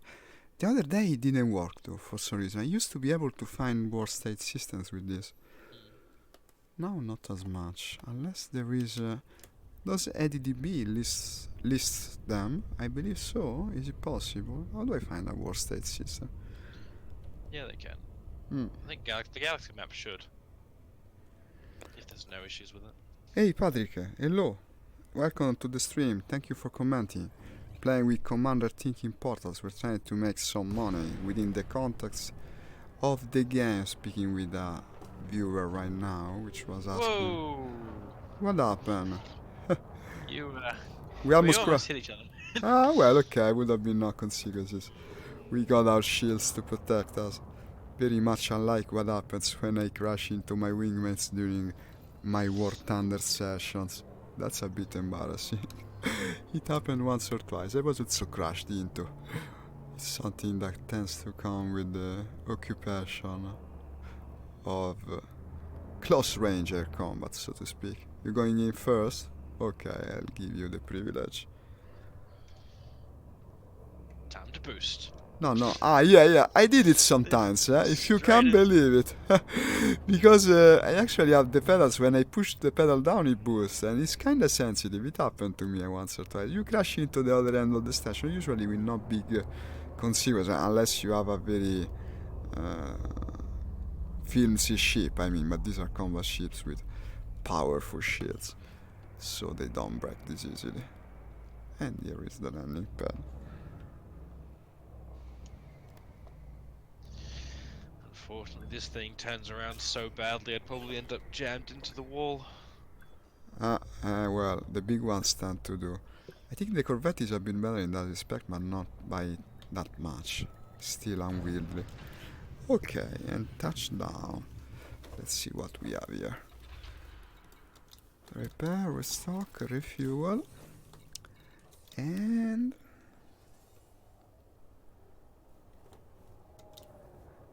21 millions or 20 millions plus 3 biotech conductors. Well, for 1 million they're worth it, I guess. Supposed to be a rare material. Reputation, I don't care. I'm already at the maximum rank here. So I'll pick the materials actually. Yeah. What else do we have here? No, another massacre mission like that? No. Let me see if I can find a war state system nearby. Inara maybe has it. Either at DDB or Inara. It would be Find Systems probably. Allegiance primary station filter. Needs permit. Security. Faction state. Here it is. Yeah, it has it. So war.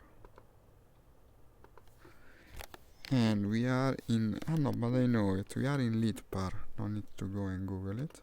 I mean look at it in the game. So reference system Litpar. See, like this.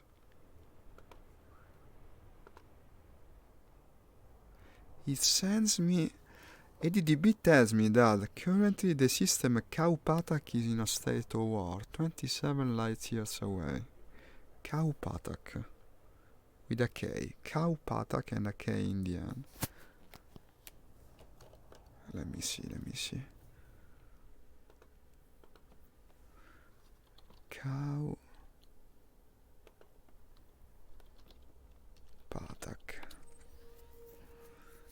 This will be at most a couple of jumps away. Yeah, case in point, just two. And changes to the ship. Well, in theory I could afford them. I could put the beam lasers in here. But I don't know about the energy and all the rest. And certainly I won't be able to engineer them. Let me see if they sell them here at least. So I'm setting course to Kaupatak. Is that okay to you? War state system. Sounds good. Just doing some stuff at the material trader. Okay. There's a material trader here. Nice. I got a visit. Encoded. Let's see if there's anything I miss.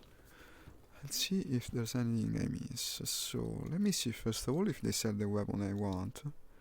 But I don't think it's likely. But actually this is an high-tech system, I think, so it is likely. No, beam lasers only up to 3, what the hell. No, almost was close. They have rank 4 plasma accelerators, but then I won't be able to engineer them. Also, I rather have the huge weapons gimbal, because otherwise they're only useful against the big ship.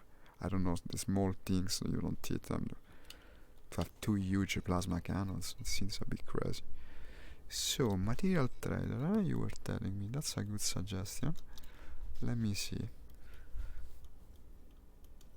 Well, I lack some of the basic materials actually. I have all the most expensive ones. How strange. It might be worth to trade down a bit, right? If I want to start a new engineering path. Like I have a lot of these. Yeah. I was grinding at Jameson for a while, so I've got about the maximum amount of most of the tier 1s and 2s. Oh, for some strange reason I have plenty of high tiers but very little low tiers here. And yeah, like this I'm missing too. The material you're looking for. Okay. We have more than 100 of these. So you can easily keep them at 10 for 45 level 1. Well, I should be all set, I guess. I have many of these as well. Do I really need 111 unexpected emission data? I don't think so. So what do I have very little of? Strange wake solutions, for instance. They will give me at a lower rate though, because these are more expensive materials. 24 uses C4, what a shitty deal, really. Well, better than nothing, I guess, so I will have some more. Well, I guess I'm done. Such a risk. Let me also cash in. I should have the bounties for these guys. No, because I was in a different system. Okay, I'll cash them in eventually, just for some interstellar factors. But I do have some exploration data that I haven't solved for ages. 64 millions, that's not bad. Too bad I didn't sell the weapons I wanted, but I guess. So, the name of the system we're going to is Kaupatak, but already I have it. Yeah, I'll start moving towards it. We can meet up along the way. Also, probably it would be worth to stop at a station first, so we can accept a mission, I guess. How do you do it usually? Do you go and fight straight away to raise your reputation, or accept a mission first? Combat zones are normally just do for some fun in multi-crew. Yeah, certainly. No, but there are some missions that pay well pertaining to them. So actually, I usually tend to use them. Well, they look cool while streaming because it's more active, it's more unpredictable. But if you go there, you start doing again and again, eventually you get a good massacre mission. It's not bad. Maybe they don't pay as much as the one I just did, but or at least I haven't experienced that kind of payout. But they are fairly decent, even above 10 millions. Too bad I will still have the ammo problem. But actually, the other day I picked up a lot of phosphor. I didn't think a single pip of material, meaning a single fragment, gave you so many units of it. I have more than 10. That should let me reload quite a few times. Okay, boosting to Nidos.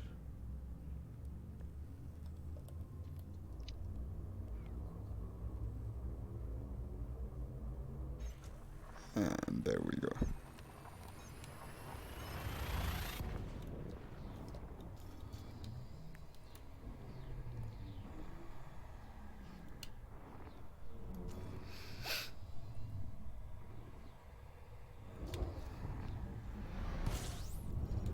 Brown dwarf.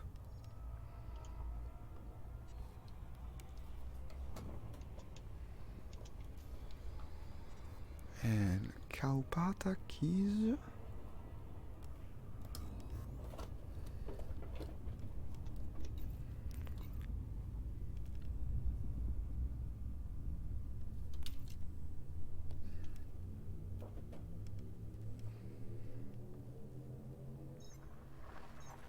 low security. Doesn't tell me about the star type yet. Maybe somewhere I missed.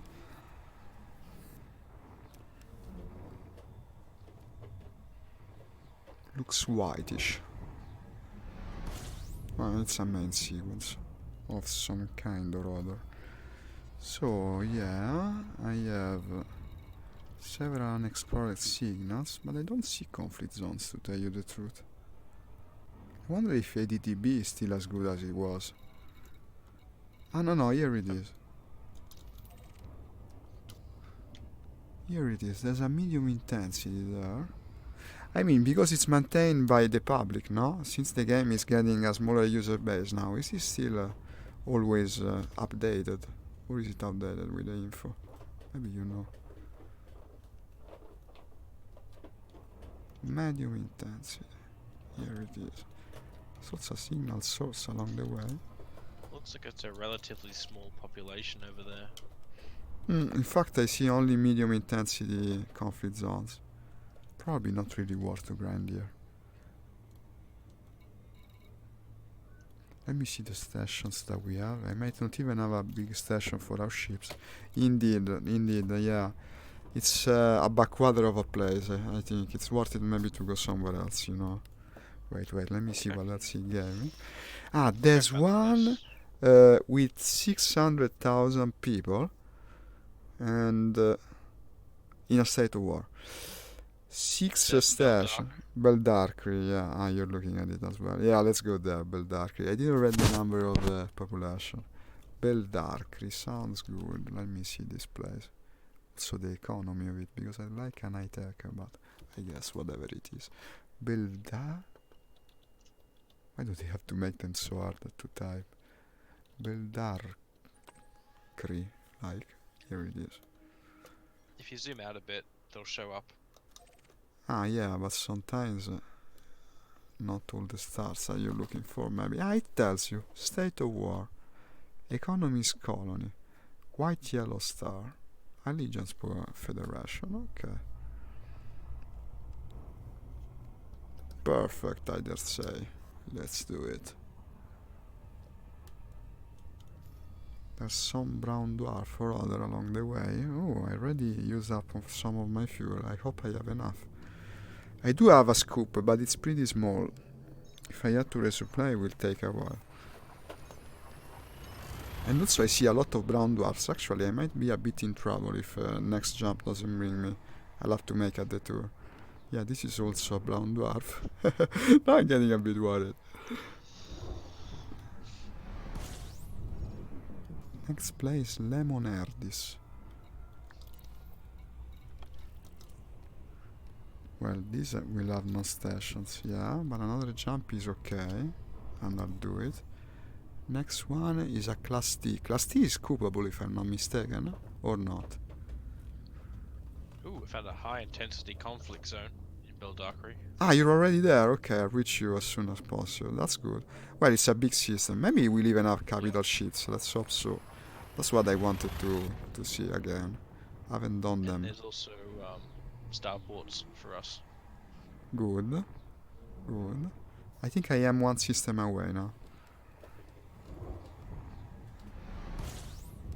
Ah, this is not scoopable either. One system away, and the cost in terms of fuel is very low, so I can come.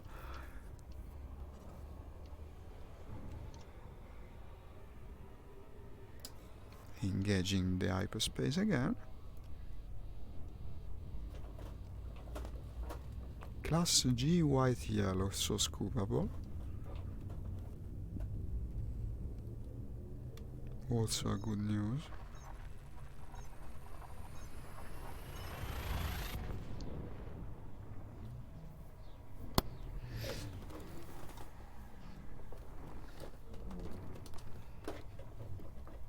So do you want to go to a colony first and then do the...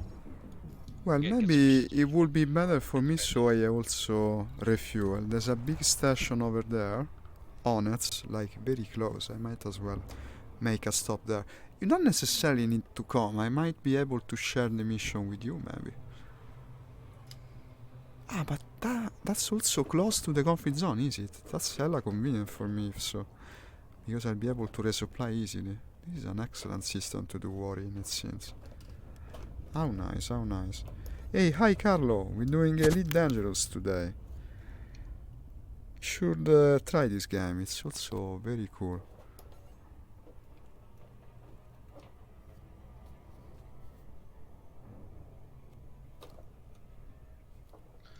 Oh, an Earth-like world. Cool. My super cruise is not engaging again. I wonder why though. I'll have to do it manually, I guess. Okay, but it's good, it's good.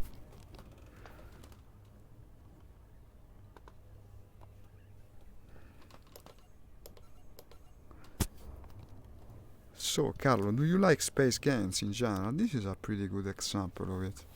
Having fun with my friend right here. Completing mission one after the other. Let's see what happens. This is a war. We're joining a war right here. I think he's already in it, actually. He's gone to the conflict zone. We will see if his shields go down right now. No, he's going to the conflict zone. Okay, I'm making a short stop to Onez. I want to refuel most of all, even though it will make no difference. I just don't like to see it so low. To see the fuel so low makes me a bit anxious. For some reason. No, pretty fine, Carlo. Yeah, we've had a bit of a slow stream, but I guess it can happen. Not many comments. Still, I managed to find someone to play with, so everything's looking better now. Yeah, the game's been kind to us. Already made 20 minutes. Which is quite a lot in it. It will allow me for buying the weapons I wanted. Let's go to Onez. This is the typical big space station. It's the biggest type that is in the game. It's meant to represent like a huge habitat with a lot of people in it, and you can buy upgrades, repair your ship and the like. Mostly I'm coming to resupply, but also to find a mission for us to complete together, me and my wingmate, so we can make more money from all the killing and so on.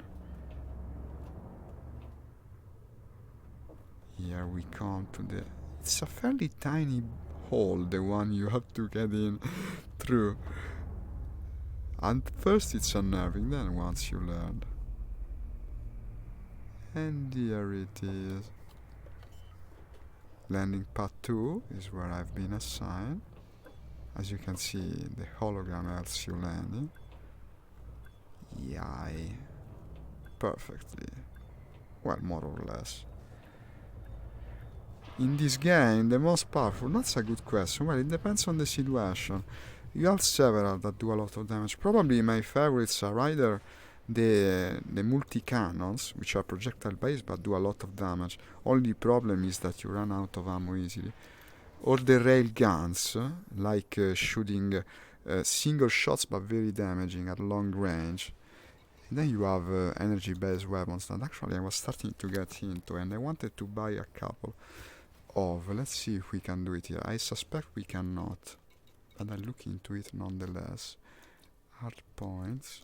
This is just a colony system after all. No, they don't sell the type I want.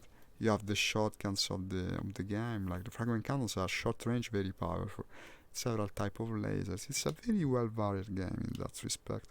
But let me look at the mission since my wingmate is waiting for me. Okay, I'm at the station now. I'm looking through the mission. I'm elite rated here in terms of reputation. I have a massacre mission for 30 millions, but 90 ships. That's a bit... that's a lot. Maybe we should go below. 90 sidewinders? Well, possibly. I don't know. For 30 millions. That was like a custom thing. That would be cool, yeah. In theory, the custom thing... Ship. Disable the mega ship turrets. This is but just 1 million, I guess. 20 million, 70 ships. A bit annoying. Crap, I'm being interdicted. Oh. Well, I guess you will have no problems there. Well, I guess I start 15 million, 56. But why does it pay so less when you do the conflict zone? That is harder than the pirate hunt, but you get less money for it. Like, how does it work? Makes no sense.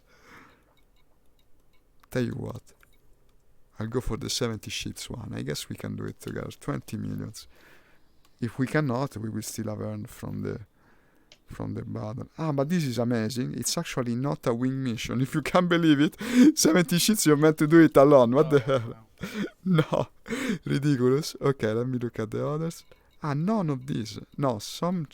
Yes, the more stupid and less paying one are wing mission.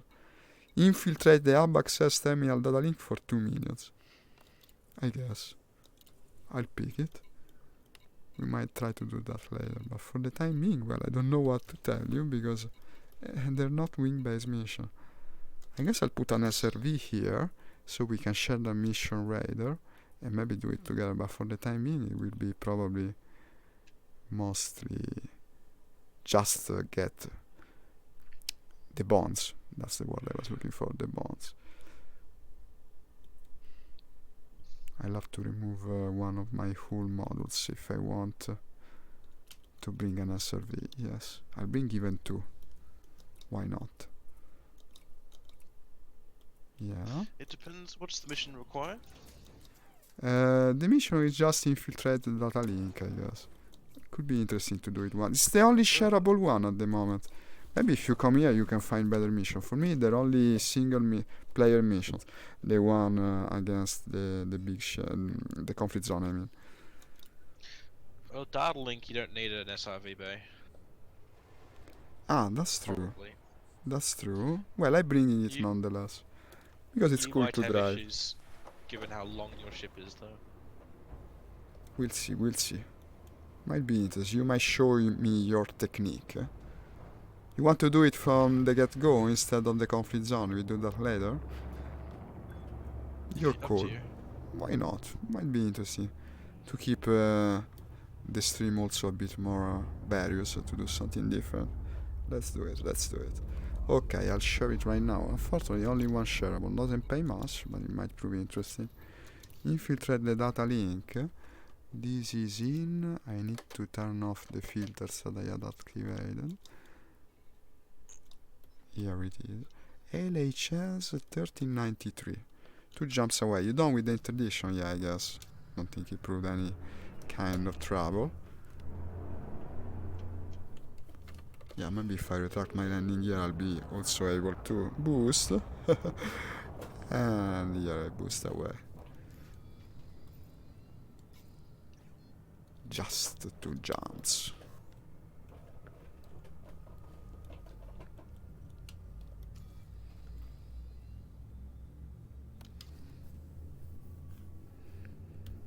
Oh wow, it's a neutron star system. What kind of star system? Neutron star. Ah, neutron, cool. The pulsar, so to speak. Carlo, no, not tomorrow. Is high security. Ah, yeah, that's what always happens with the high-ranked mission. They pay like shit, but they give you high security station. I once ended up with a $3 million fine because I had three of these scanning missions in one system. Yeah, they add up. I just kept racking up trespassing fines. They keep to add up in the end, yeah. No, Carlo, tomorrow I won't be able to play, I'm sorry. Tomorrow is off, I guess. Sunday, if you want. Sunday might be good. I'll be starting a bit later, probably on Sunday. Morning, I mean morning. This afternoon I'm playing Sturmovik, probably. Okay, finally coming.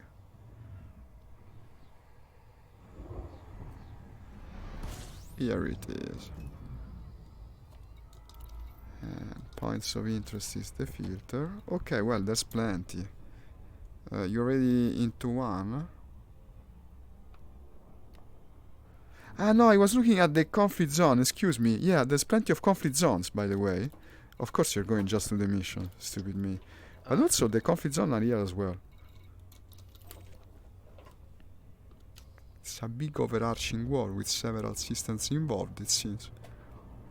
Elite Danger is the only game where you get to create your own lore because it apparently has none.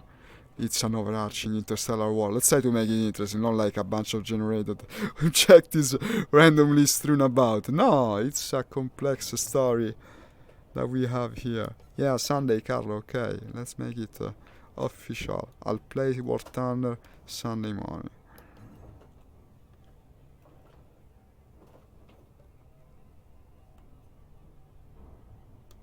And here we come. Horse relay. I wonder if the option has turned off by itself. No, it still says manual throttle. Then why didn't it work? In fact, it doesn't. I put it in the blue. It doesn't work. I guess it has to stay in automatic, maybe then.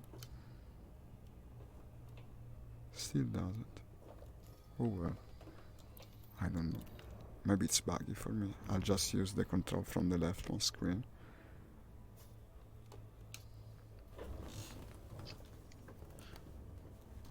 when I drop in, have a look and see if you can nav lock on me. Okay, I'll do it just now. I think you need to turn on the beacon though, and it's turned off for the moment. Should be on. Yeah, beacon wing. Yeah. Engage wingman nav lock. Then why cannot I see you? Ah, no, okay, in fact I can. I think you have to wait until I'm outside of Super Cruise.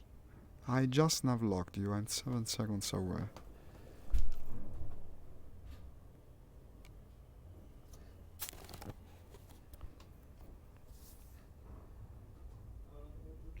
It's on the other side of the planet though, I have to take control, otherwise Super Cruise, of course being very intelligent, will bring me straight towards the surface and not where I need to be. Entering orbit. Ah, it even orbits by itself, this autopilot system. Well, the concept of orbit here is a bit relative. I mean, if you're stationary above a body, you're not really orbiting it. But this game basically has no gravity in the simulation, it's just inertia. Yeah, you have it. It's when you are low, you can feel that it pulls you towards the ground, but it's not really realistic. Not something like, I don't know if you ever played Space Simulator, which has a ship piloting mode. There you actually can orbit and you have Newtonian physics in it. What I really wish for is a combination of these two games. I just dropped into normal space. Have a try now. Okay. Well, I not lock you, but I cannot even see you, to tell you the truth. Oh, now I can see you. I have a wing signal 70 kilometers away. But I think the concept of coming out of Super Cruise while entering orbiting is taking precedence. Yeah, it dropped by itself and it does the usual thing. It's not like I'm really following you. Yes, I am, but because I'm piloting the ship. It's not automatic.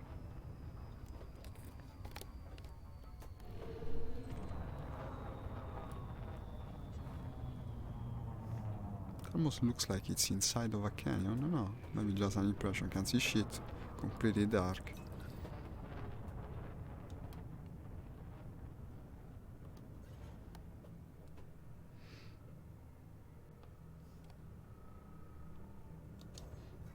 Okay, so we like attacking it from the get-go, trying to take down the turrets. Sort of. Okay, let me see. This one is less about attacking. I usually just go in, bounce off the ground because I can't decelerate quickly enough, and then. So somewhere around here will be a nav point. There's an Asp Explorer flying above the base. I spotted it for a second, yeah. And some other ship. Well, okay, you do it, I'll cover. Let me see how it works. If they attack you, I'll engage them. No bother. My shields are strong enough that I can survive whatever they throw at me. What a strange approach to the matter. Never tried it myself. Yeah. And looks almost comical. Boing. So easy it is. Almost. I mean, dead link. You look like a fish trying to mate. Okay, they're all shooting you right now. I got 4 pips in shields. I'm all good. Okay, I'm shooting down a turret just for it. And well, I'm leaving as well, I guess. You've been chased by 3 ships, huh? Doesn't look too good from here, huh? But I guess you got really good shields. Oh yeah. I'm shooting the ships off your back in any case, just in case it might help. And that is the mission done. I guess so. I also overloaded my generator now that I notice it, yeah. Because I hadn't set the priority correctly for the SRV bay. Yeah, now I would be in trouble if it wasn't for the fact that luckily I also have good shit. Because the SRV is taking longer to come on. Interesting way to do a mission, interesting. What did I want to do? Ah yeah, set the priority right. I put the SRV bay to 4 and it should solve my problems. They're all angry shooting me without many results, because of course it's not like they're so powerful ships.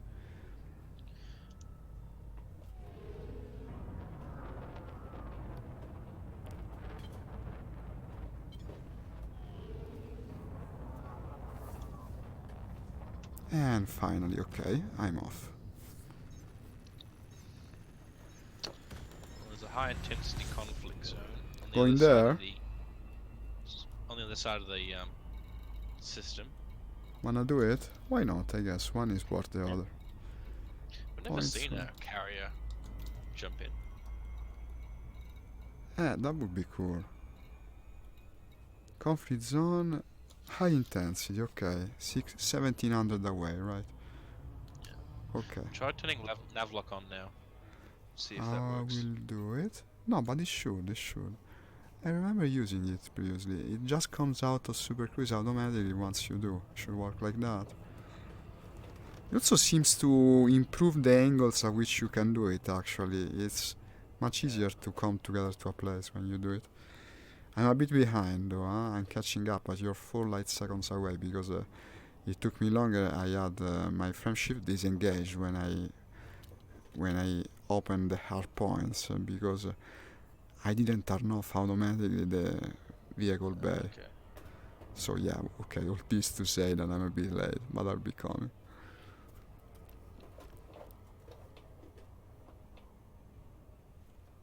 Probably I shouldn't even use a Super Cruise Assist now if we're doing it with the nav lock.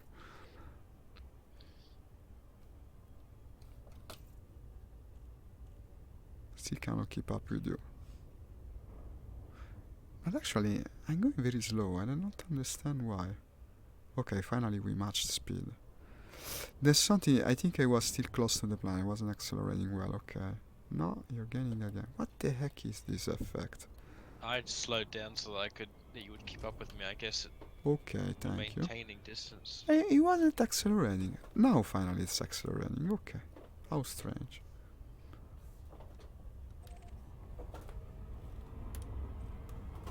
Okay, so a contact, but it's just encoded emissions.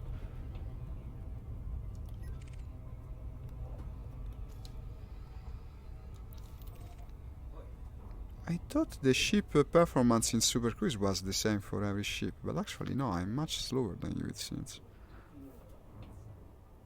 I think it depends on whether you're near any bodies. Yeah, but I'm near nodding. This is very strange, actually.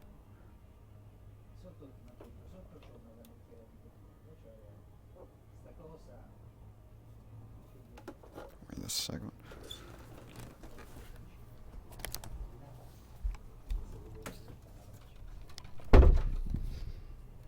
Okay.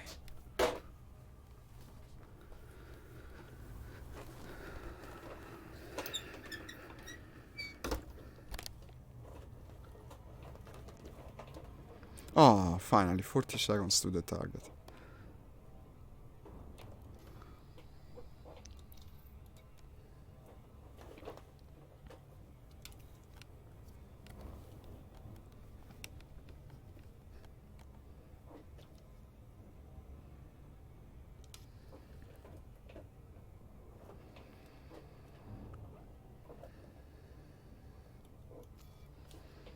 So you should get pulled out soon. Probably. Let's see, huh? 8 seconds from it. Oh, you are kidding me. What happened? The planet stopped me. Oh. Ah, you got into the no, what's the name? The exclusion zone of it. Yeah. So I'm not now even that close. I'm like, how far am I from the planet? probably going to get pulled out in the place where you are. Unless I turn off. Well, at this point, I would turn off Super Cruise Assist. I'd rather go to the conflict zone. I mean, nav lock.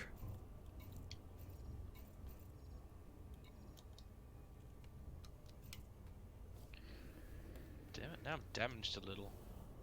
Well, not much, I think. Damn. Yeah, it's 2% off everything. Yeah, it damages the models. That's the most annoying thing. In fact, yeah, you're right.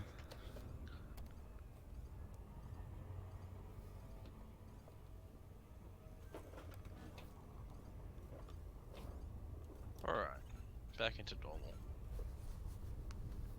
I see you, I see you. Ah, okay, then I turn on the nav lock again.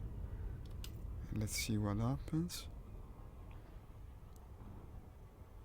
Wing frame shift drop detected. Okay, brought me out of Super Cruiser automatically and together with you, right behind you. Okay, we don't have a mission, so we can fight for either faction. Let's just make sure to select the same one, of course. Let me see what we have. Which sounds better, the values party or the services? I think you pick. I pick, Oh, no, there you go. I'm unfriendly with the services, so I might as well work for the values, I guess. The values party, it seems like a very conservative party. I mean, the values. Okay, I mean, yeah, and actually, yeah, what's this Corvette? Friend or foe? No, friend, I wanted to engage the Corvette.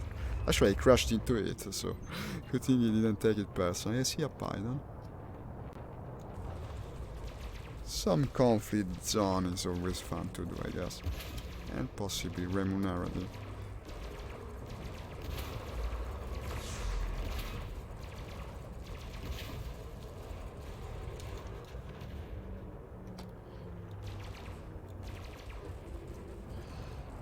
After this one, I'll follow your target.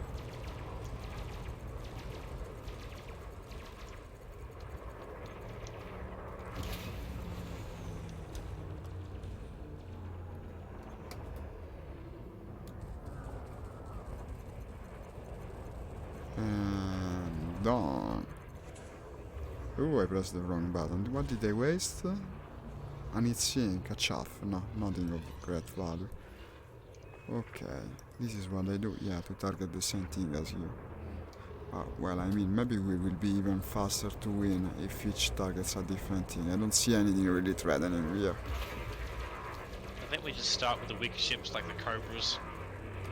And then together we do the Anacondas and Pythons. Yeah, like that. For these small ones, it's not worth it.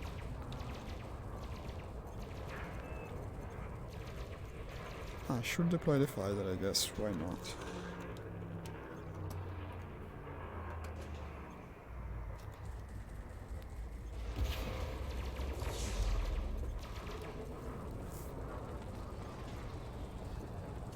Sometimes the smaller one take longer to kill, actually.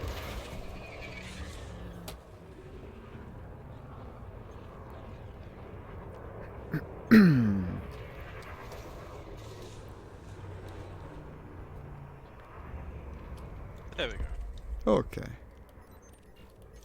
Nicely done. Federal dropship there.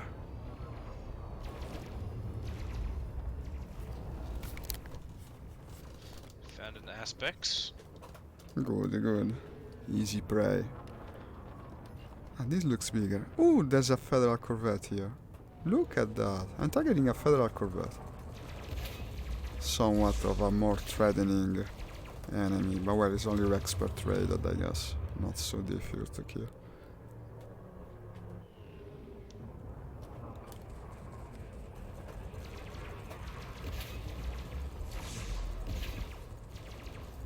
It's got plenty of shields though, huh? Well, of course. It's a goddamn Corvette. If you're taking on a Corvette, I'll join you.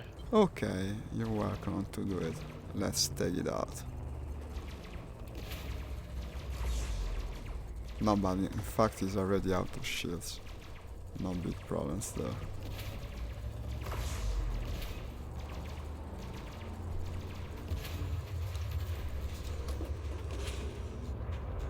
Oh, he's burst. Mm. And wait for it to wear off.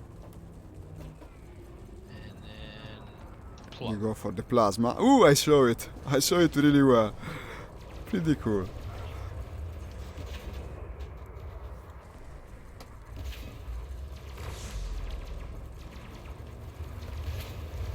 Boom. Oh, sorry. Okay. Well, I bumped into the guy.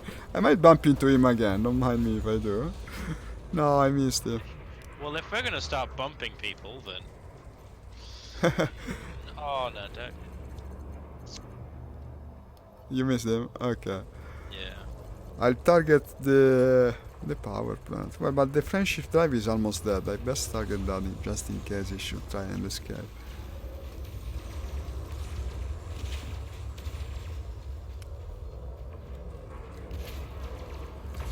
Not that he's gonna manage doing it. And doink. Got it? Yeah, Ah, yes. It's a big target, no? Let me bump him again. Boom! Some violence. Okay, and there he goes. Friendly Corvette, friendly Corvette. Enemy dropship. Ah, he was... Yeah, I looked at him earlier. Almost dead now.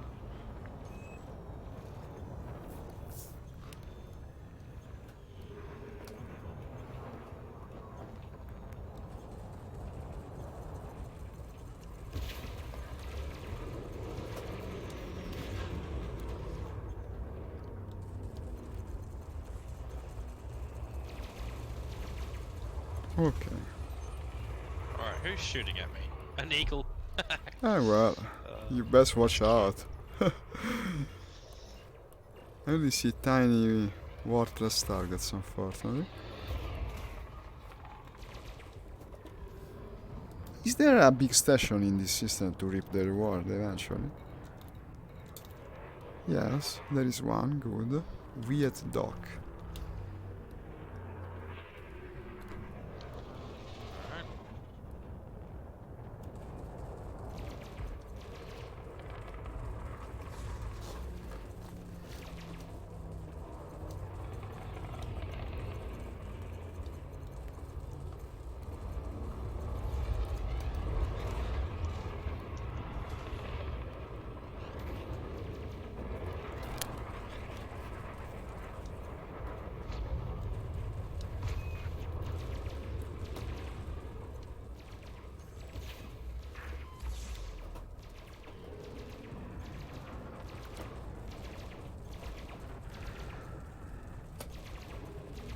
We got to the point where we have to engage Vipers and Eagles again. Why? Why doesn't the game scale difficulty based on our ship?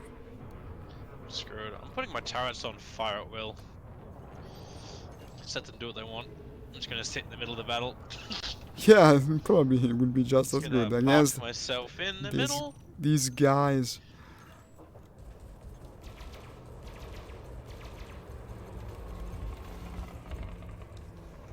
I'm never gonna hit someone with a plasma accelerator.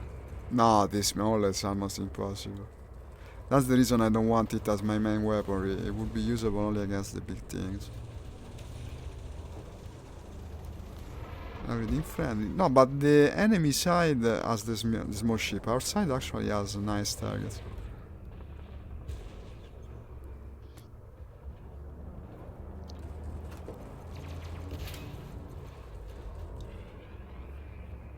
How annoying.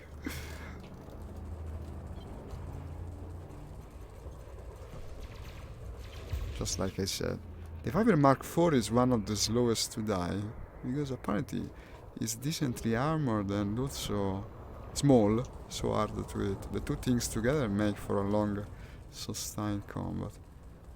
For seemingly no value at all, because in the end it still has more shitty ship. Also, I'm like lagging a bit. I don't know, I see them warping around. Does it happen to you as well? Sometimes. The game is peer-to-peer, right? So probably we're having some connection problem in between ourselves. I wonder who's the host of the match. How the game decides it.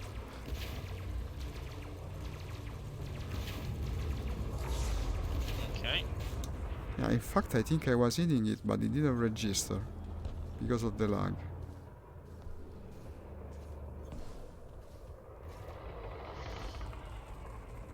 And now it's dead. Okay, registered after a while. All small, all small. There's a python there, already almost dead.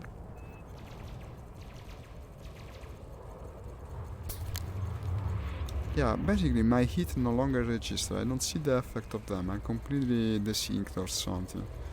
After a while it works. Here it is. Now it's working. No, okay.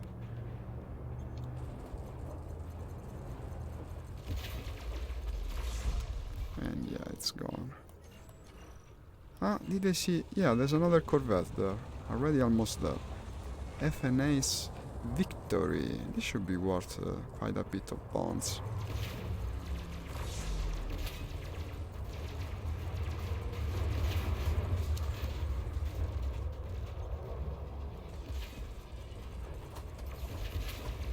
And well, it's easily taken care of.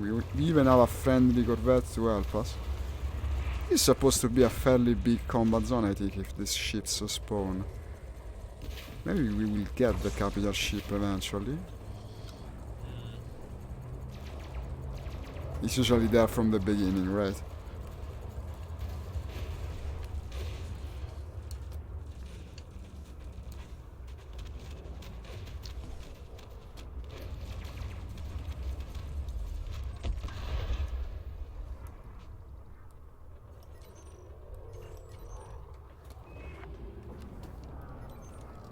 You're a bit low on shields. A little bit. I've got like 6 friendly ships around me, so... Ah, yeah, I can see it.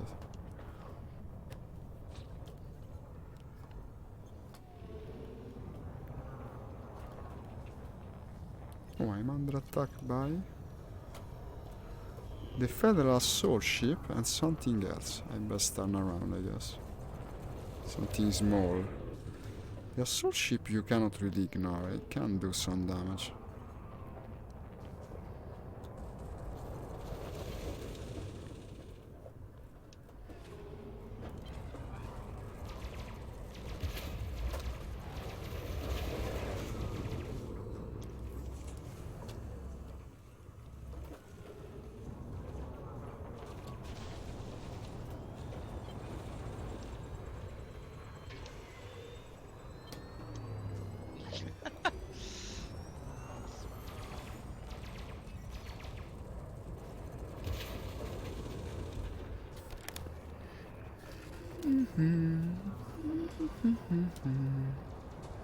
Okay.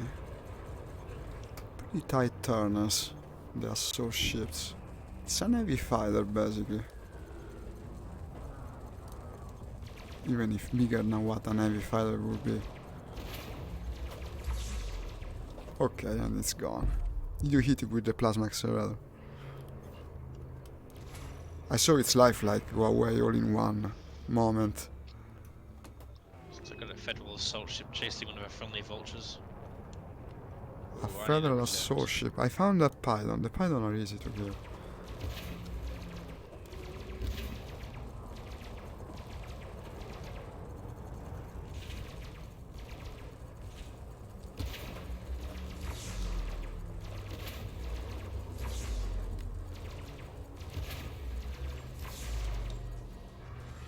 Can usually overheat with the rail guns. They really generate a lot of heat, especially together with the incendiary multi-cannons that I'm using.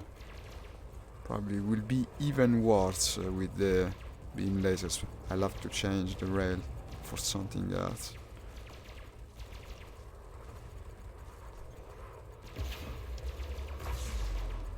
So I'm about to lose my shields. Ah, but you not have cells to recharge them. Not really. No, that's very important. You gotta put them in. I think they're the standard method. You're supposed to have several of them. I have 2 on my ship that I use at the same time. You pop them and then drop the heat sink as well, and it lets you do sustained combat. It's very important to have. It's the only module as big as the shield that I have. It should be the bigger module you keep beside the shield. That's at least it was the norm when I played back in time. Now I think it still represents one of the most popular builds. They're worth having in any case, they are. Increase the durability of the shields tenfold.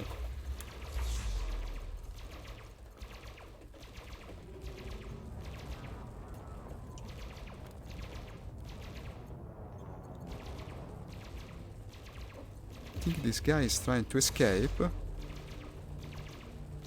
I won't let him. And I'm overheating again.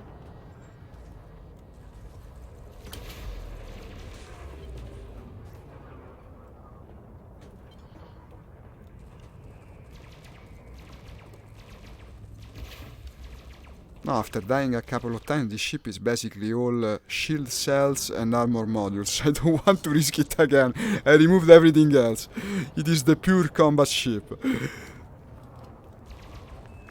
Already by putting the SRV in it, I was stretching the thing.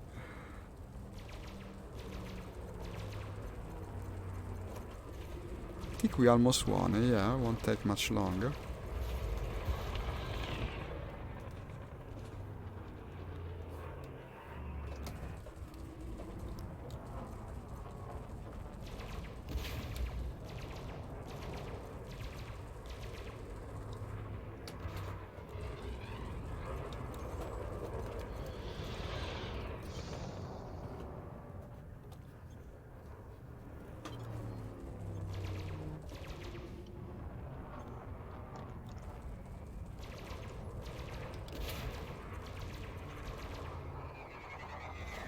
And yeah, I'm out of multi-cannon ammo. Oh, I don't know if it's worth synthesizing more, because probably we'll be going to resupply after this. At least I would enjoy doing it. So low on everything, including shield cells, probably.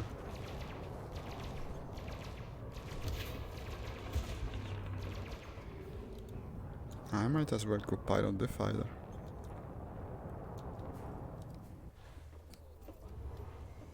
That won't have ammo problems. Since I'm no longer in multi-crew.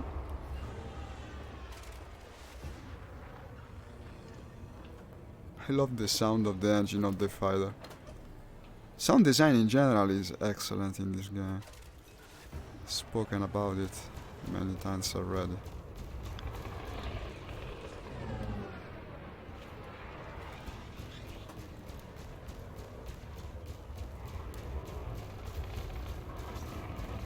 Take a bit longer, but at least I'm doing something.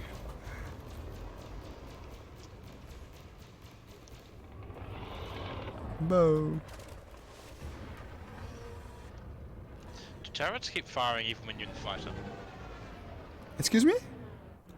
When you have turrets, do they keep firing even when you're piloting a fighter? Your turrets on the ship? Yeah, they should. The ship is basically handled by the AI if you have a crew member, and it can be decent at it. You best keep an eye on the condition of the ship, because if it starts taking fire, yeah, you best return to it. It's an enjoyable way to play though, because the fighters are cool to pilot with the physical of the game. I wish the PvP mode was still played. Actually, I don't think I've ever experienced it fully, only played a couple of matches of it. Then you went dead, like everything else of the game, sadly. Yeah, but for instance, you attack something like a gunship with this fighter, you do almost shit all to it. Maybe it's worth it if you target the models, only in that case. Let me try. I'll try to destroy the power plant of the federal gunship, but now the shit is back up, yeah. And best way, even the without ammo, the mothership will be more effective, probably. Like, at least I can ram the goddamn thing. How long still it will be with this objective? Since it's almost completed, but that's been for a while. So now I'm firing only with the burst laser, the rail guns, and yeah, I still have some cannon ammo as well. No, but they're good. As long as the target is big enough to hit consistently with the rail guns and cannons, which are fixed, it's still a decent setup. They're after all the biggest weapons.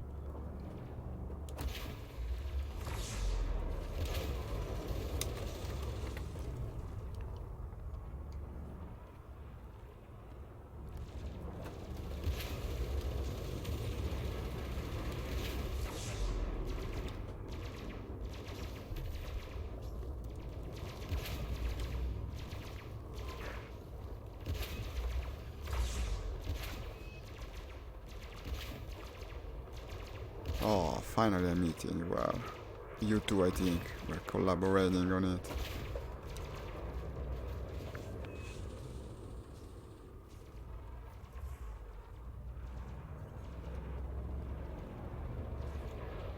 And also the friendly Corvette, well, this guy won't live much longer, I bet. Escaping, like we will let you.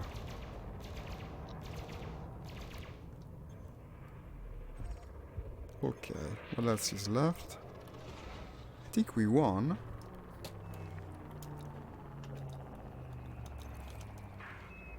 Recovering my fighter. You got them, well done, Commander. Let's bring the fighter back home. Well, okay, apart from that. Well, I no longer have an active conflict zone, so yeah, we won, I think. And we had... probably not that much,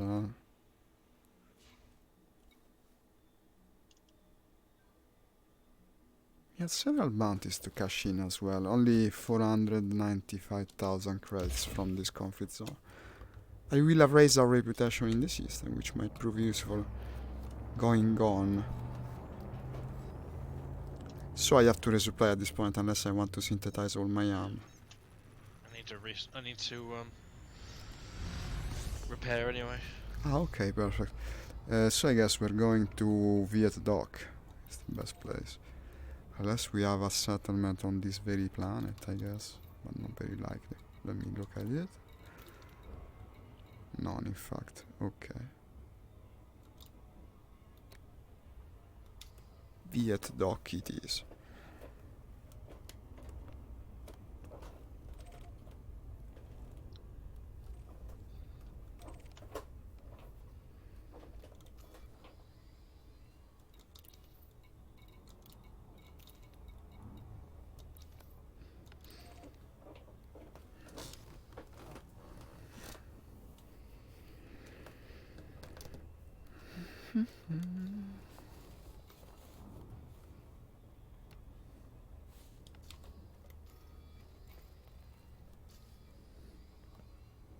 What's the security state of this system?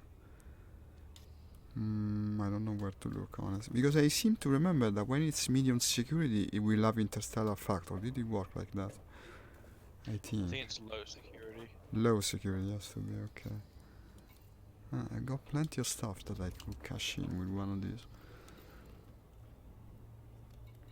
Looking at the various screens. Maybe here. No.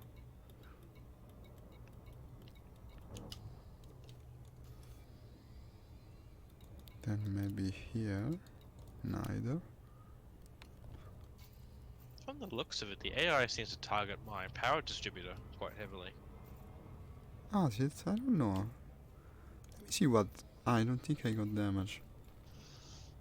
No, everything's pretty good. The one that is lower is the one of the shield boosters. No, wait, cargo hatch as well. So how many cell banks do you have? Two of the biggest optional slots I have available. They generate a lot of it, so in theory you keep the two modules and you fire them at the same time with a key. There's an hotkey that you can set to them, and at the same time you fire the heatsink. You will probably run out of heatsinks before you run out of shield cells, and I still use them even if they damage you a bit, because it's still better than not having shields at all. If the shields go completely down, they no longer work. In my experience, they're essential. The moment you see your shields go down fast, you use them, and maybe they won't charge them back fully, but still they will keep you from going completely out of them. And yeah, what was I saying? Yes, the bigger the shields are, the less they are effective, of course. So you're gonna need more than one, possibly, if you have big shields. Yeah, I've got 8A. Let me see what I have. I have a shield generator is 7A. So yours is even bigger. True, right. The cutter is the one ship that has the bigger optional slot, the 8A. You only have it. Only you have it, and maybe the type. Yeah, I've got two 8 slots. Even no, I don't think I have. One's the shield, one's a cargo rack. Oh. So you're being in the cargo rack in combat. You're remaining multi-purpose, so to speak. I always try to customize the ship. Very multi-purpose. No, I know, but in theory, even the multi-purpose ship is supposed to be modified if you're doing mostly combat. I have, in any case, a 7A shield generator and two 7A shield cell banks, so two of the same size. Yeah. And when you use them, you best also fire the heat sink, because you go to like 200% temperature otherwise. But if you're going to do serious PvP, it's still not enough. I remember that day that I faced PvP in this ship against a cutter like yours that basically ran into me and was firing all its fragmentation cannon at the same time. And even with this configuration, I couldn't regenerate the shield fast enough. I think there's people that even use 3 or 4 shield cells in their meta. So, level 8A, which is 65 per second for 17 seconds. You're speaking about the duration of the shield?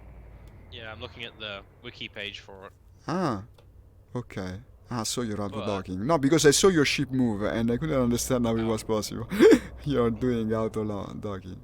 So it looks like one 8A booster will give me about a third of my shield health. It's more or less like that. Yeah, it never fills it up completely.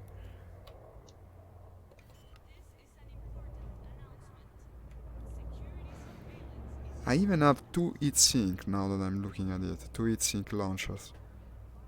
But heatsinks in general are very useful when you're doing high level combat. Even without players in it. If you're shooting NPCs. If they have a strong ship and you fight with all your weapons at once, to pop out an heatsink can be helpful. It's one of the most important pieces of equipment, really. And docked.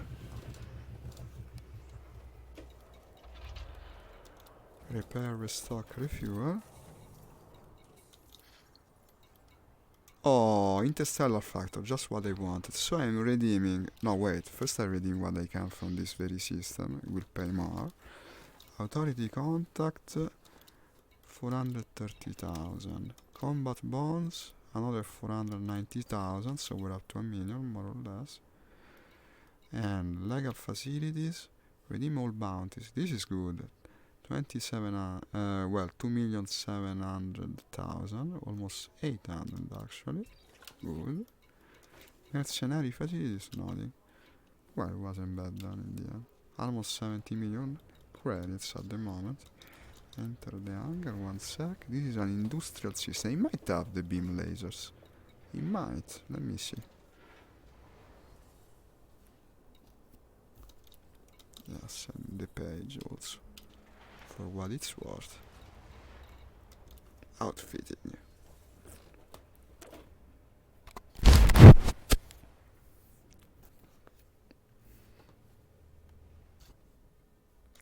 Hard points. Let me see. No, would have been too much to ask, I guess. Oh well. It's got the huge cannons. That's interesting. Never used them. How much do they cost? 2 millions and a half. Nothing too excessive. It's really the lasers that are expensive in this game. Let me see the missions then. Okay. Brotherhood of Terra Madre. This is the usual faction for which I'm elite rated. And they're giving me shit missions though. Too bad. Yeah, nothing really special. It's another hub access terminal. Well, that's that. These other guys have massacre missions. Wartime surface targets not for the squad though. Massacre is for the squad, but 42 ships in pays little. For 42 ships, 11 millions. Not that bad. Boom time delivery. There's also some good delivery missions. Huh? Like, 1 million and a half for 96 units. Nothing too special. Not really anything special. Was you telling me about a special way to do the mega ship turret disable mission? But that's also not shareable. Not worth it then. Well, I have like another 15 minutes of streaming left, I guess. It's not really worth to undertake anything major. You got any interesting mission? I got 30 ships for 6 million. 30 ships, 15 minutes, 30 ships. Maybe it's doable. We might try. We would have to be fast as lightning, basically. If you want, you might share it. I'm taking off in the meantime. Let's try to make it quicker as possible.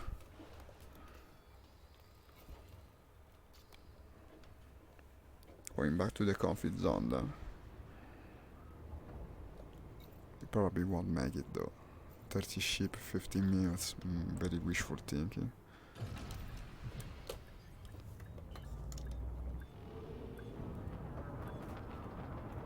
Going out very fast. If I don't hit the main slot, it's gonna be... Okay, no, but it went well.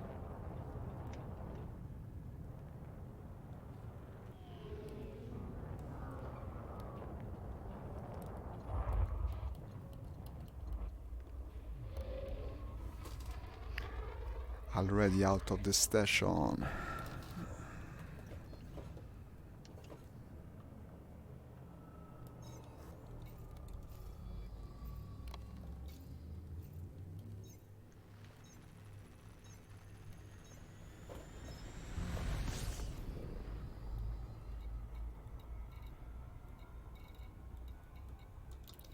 So, which is the closest... no, not signal source. Points of interest. Conflict zone. Closest one is just medium intensity. No, high intensity, well, it's the same distance really. 1700. No, but we won't be able to complete another mission just to shoot down some more ships before I end. You can start the mission in the meantime. Maybe you will complete it later, I don't know. However you prefer.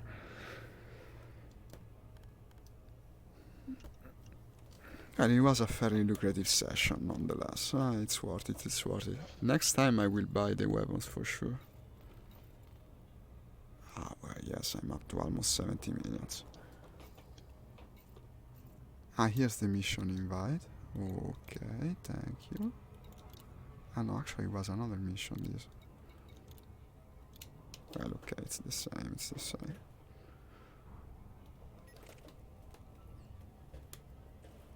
Degraded the mission, never giving me the high grade ones. Convoy dispersal pattern.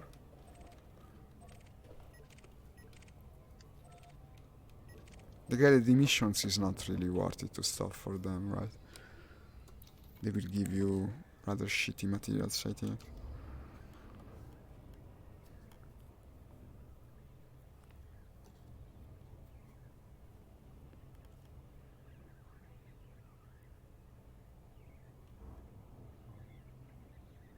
Should bring some limpets when we go do this kind of things. Maybe to do some casual material gathering. Even though in the conflict zone it's difficult because the NPCs do target them. Discovered it the other day. A player told me actually. You try to gather materials in a conflict zone, they will shoot down the limpets.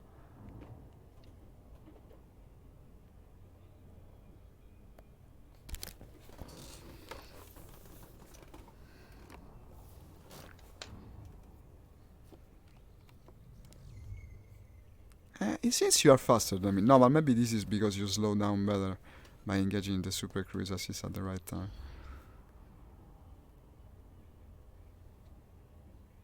I was already out of the station. Not only you caught up to me, you passed me.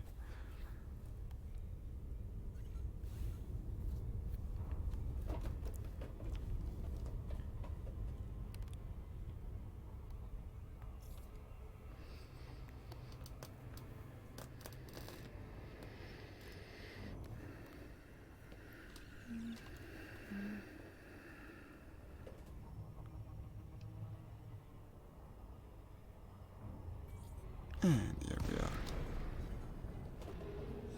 If only it gave us a big capital ship to fight, that would be a lot of fun. But maybe it's too much to ask. I was once in a system where they spawn constantly, only capital ships in this conflict zone. Still fighting for the values, right? Okay. 1483 values party. Corvette is friendly. But I think the level of intensity of these conflict zones is pretty high, because otherwise you wouldn't have the Corvettes in them. It's not something you see all the time. It's a good sign. Maybe if we keep participating in the battles, eventually the big things will start to spawn. I don't know the logic of it. There must be a way to predict it.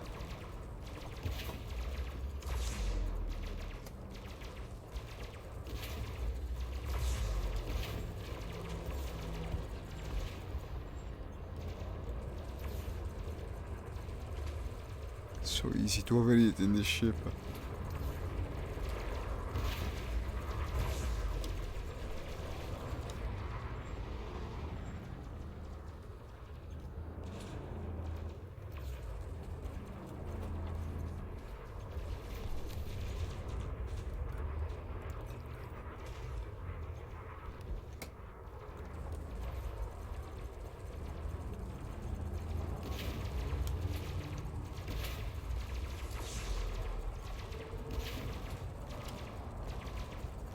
Ah, this is one is trying to escape.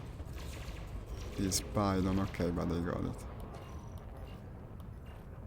Ah, there's a Corvette. Enemy.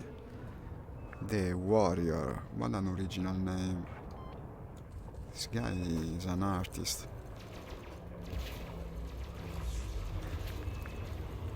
Boom! Crash into it at just a tiny little bit.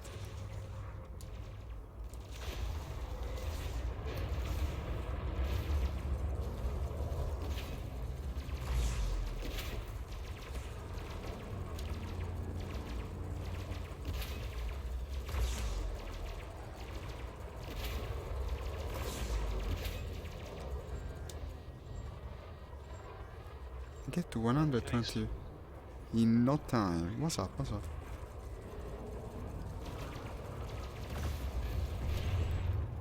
Boom.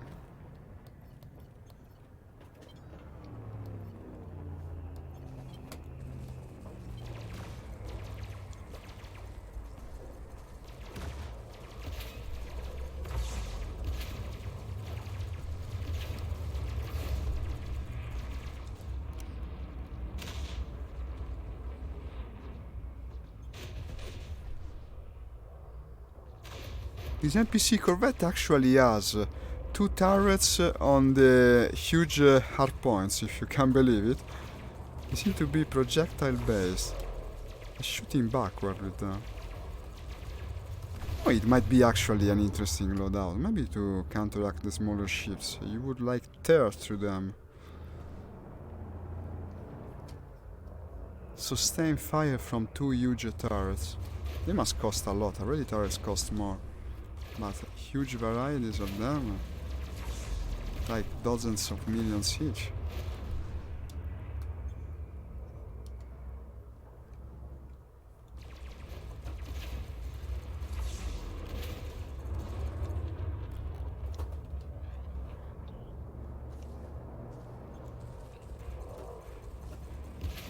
Okay, taking his time to die, yeah?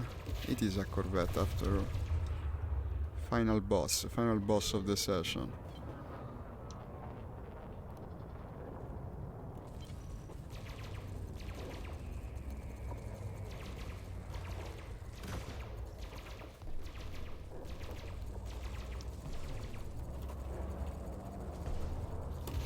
And there goes my first cell. Starting to be low in shields. Should recover about a couple of ticks of circles. Let's see, when you start to hear the sound do like this, yeah, it brings you back to almost full shield. It's essential really, without the shield cells I would have to de-zone right now.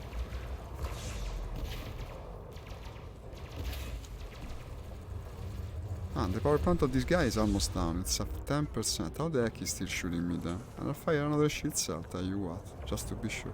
Well, actually, every time I fire a shield cell, I'm firing two of them, because they fire at the same time. Otherwise, you wouldn't even see the effect. With very big shields, you need at least a couple.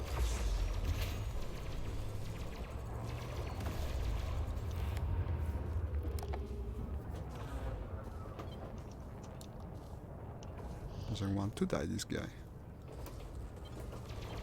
Okay, power plant is at 0. You have to explain me how not only easy moving around, but even shooting me with 0% power plant.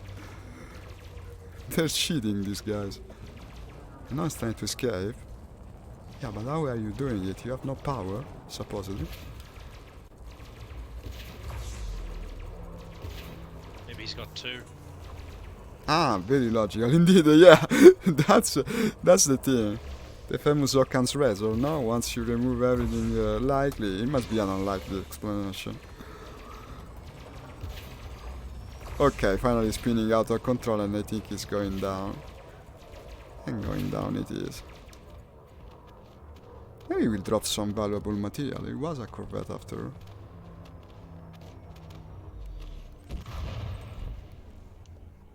Proprietary composites. Nothing special. Conductive focus crystal hybrid capacitors. So there isn't even a rank 5 material here. No, not worth it here to even pick it up. I think we almost won again. I see there's like a Viper left, single. That's attacking me. No, there's another couple over there.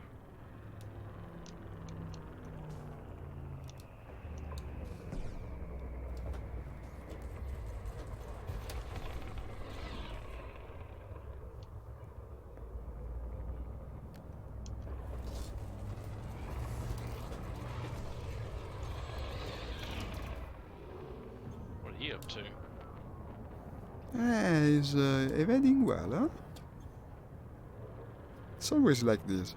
You waste some time to destroy the Corvette, but you waste much more to destroy the Viper. Because he's so slippery.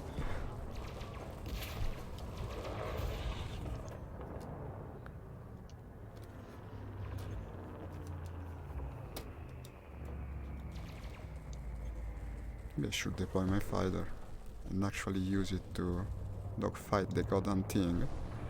Wasting a lot of ammo on it also. Let's use the right... multi-cannons not to fire if there's chaff going on. I don't know. Ah, you mean you would have to put them on a different group, or maybe... What I do usually is I keep on one button all the gimbal weapon and on the other button the fixed one. Unfortunately, you can only have 2 firing buttons in this game, which is completely wrong. Even the old McCoy games can let you do as many groups and fire buttons as you want. I don't know why they made the game like this. It just makes everything harder. So yeah, you're a bit limited in terms of weaponry. What I do is I have the multi-cannons and burst laser, which are gimbaled on the button 1 of the joystick. Button 2, short press the cannons, fixed go shoot. And if you hold it press, then you will shoot also with the rail guns. That's the idea of my Corvette. You have to work around the limitations, unfortunately. The way it's thought out is a bit strange. In theory, you should be able to have each weapon type on one single button. I don't know why not. Okay, I think we won again. And I think this makes it a day for me, because unfortunately it's getting late. Well, but it wasn't bad. We did make some big money. So, interesting combat to boot. It's always nice to fly the Corvette together with the cutter. It's almost like they're made for one another. I'm up to 1600 arcs. Maybe I can start thinking of customizing also the cosmetics of the ships. Who knows? Something for the next session, I guess. Well, okay. Alright. I'm going to see if I can finish off this conflict zone. Yeah? Okay, good luck with it. Have fun with the rest of the mission, as we always say to one another when I leave the World War II playing sessions. And bye.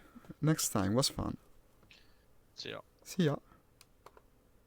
Was fun, wasn't it? I guess. It was a bit of a quieter session. We didn't have many comments, but I did enjoy it nonetheless. The game is cool and keeps you company by itself.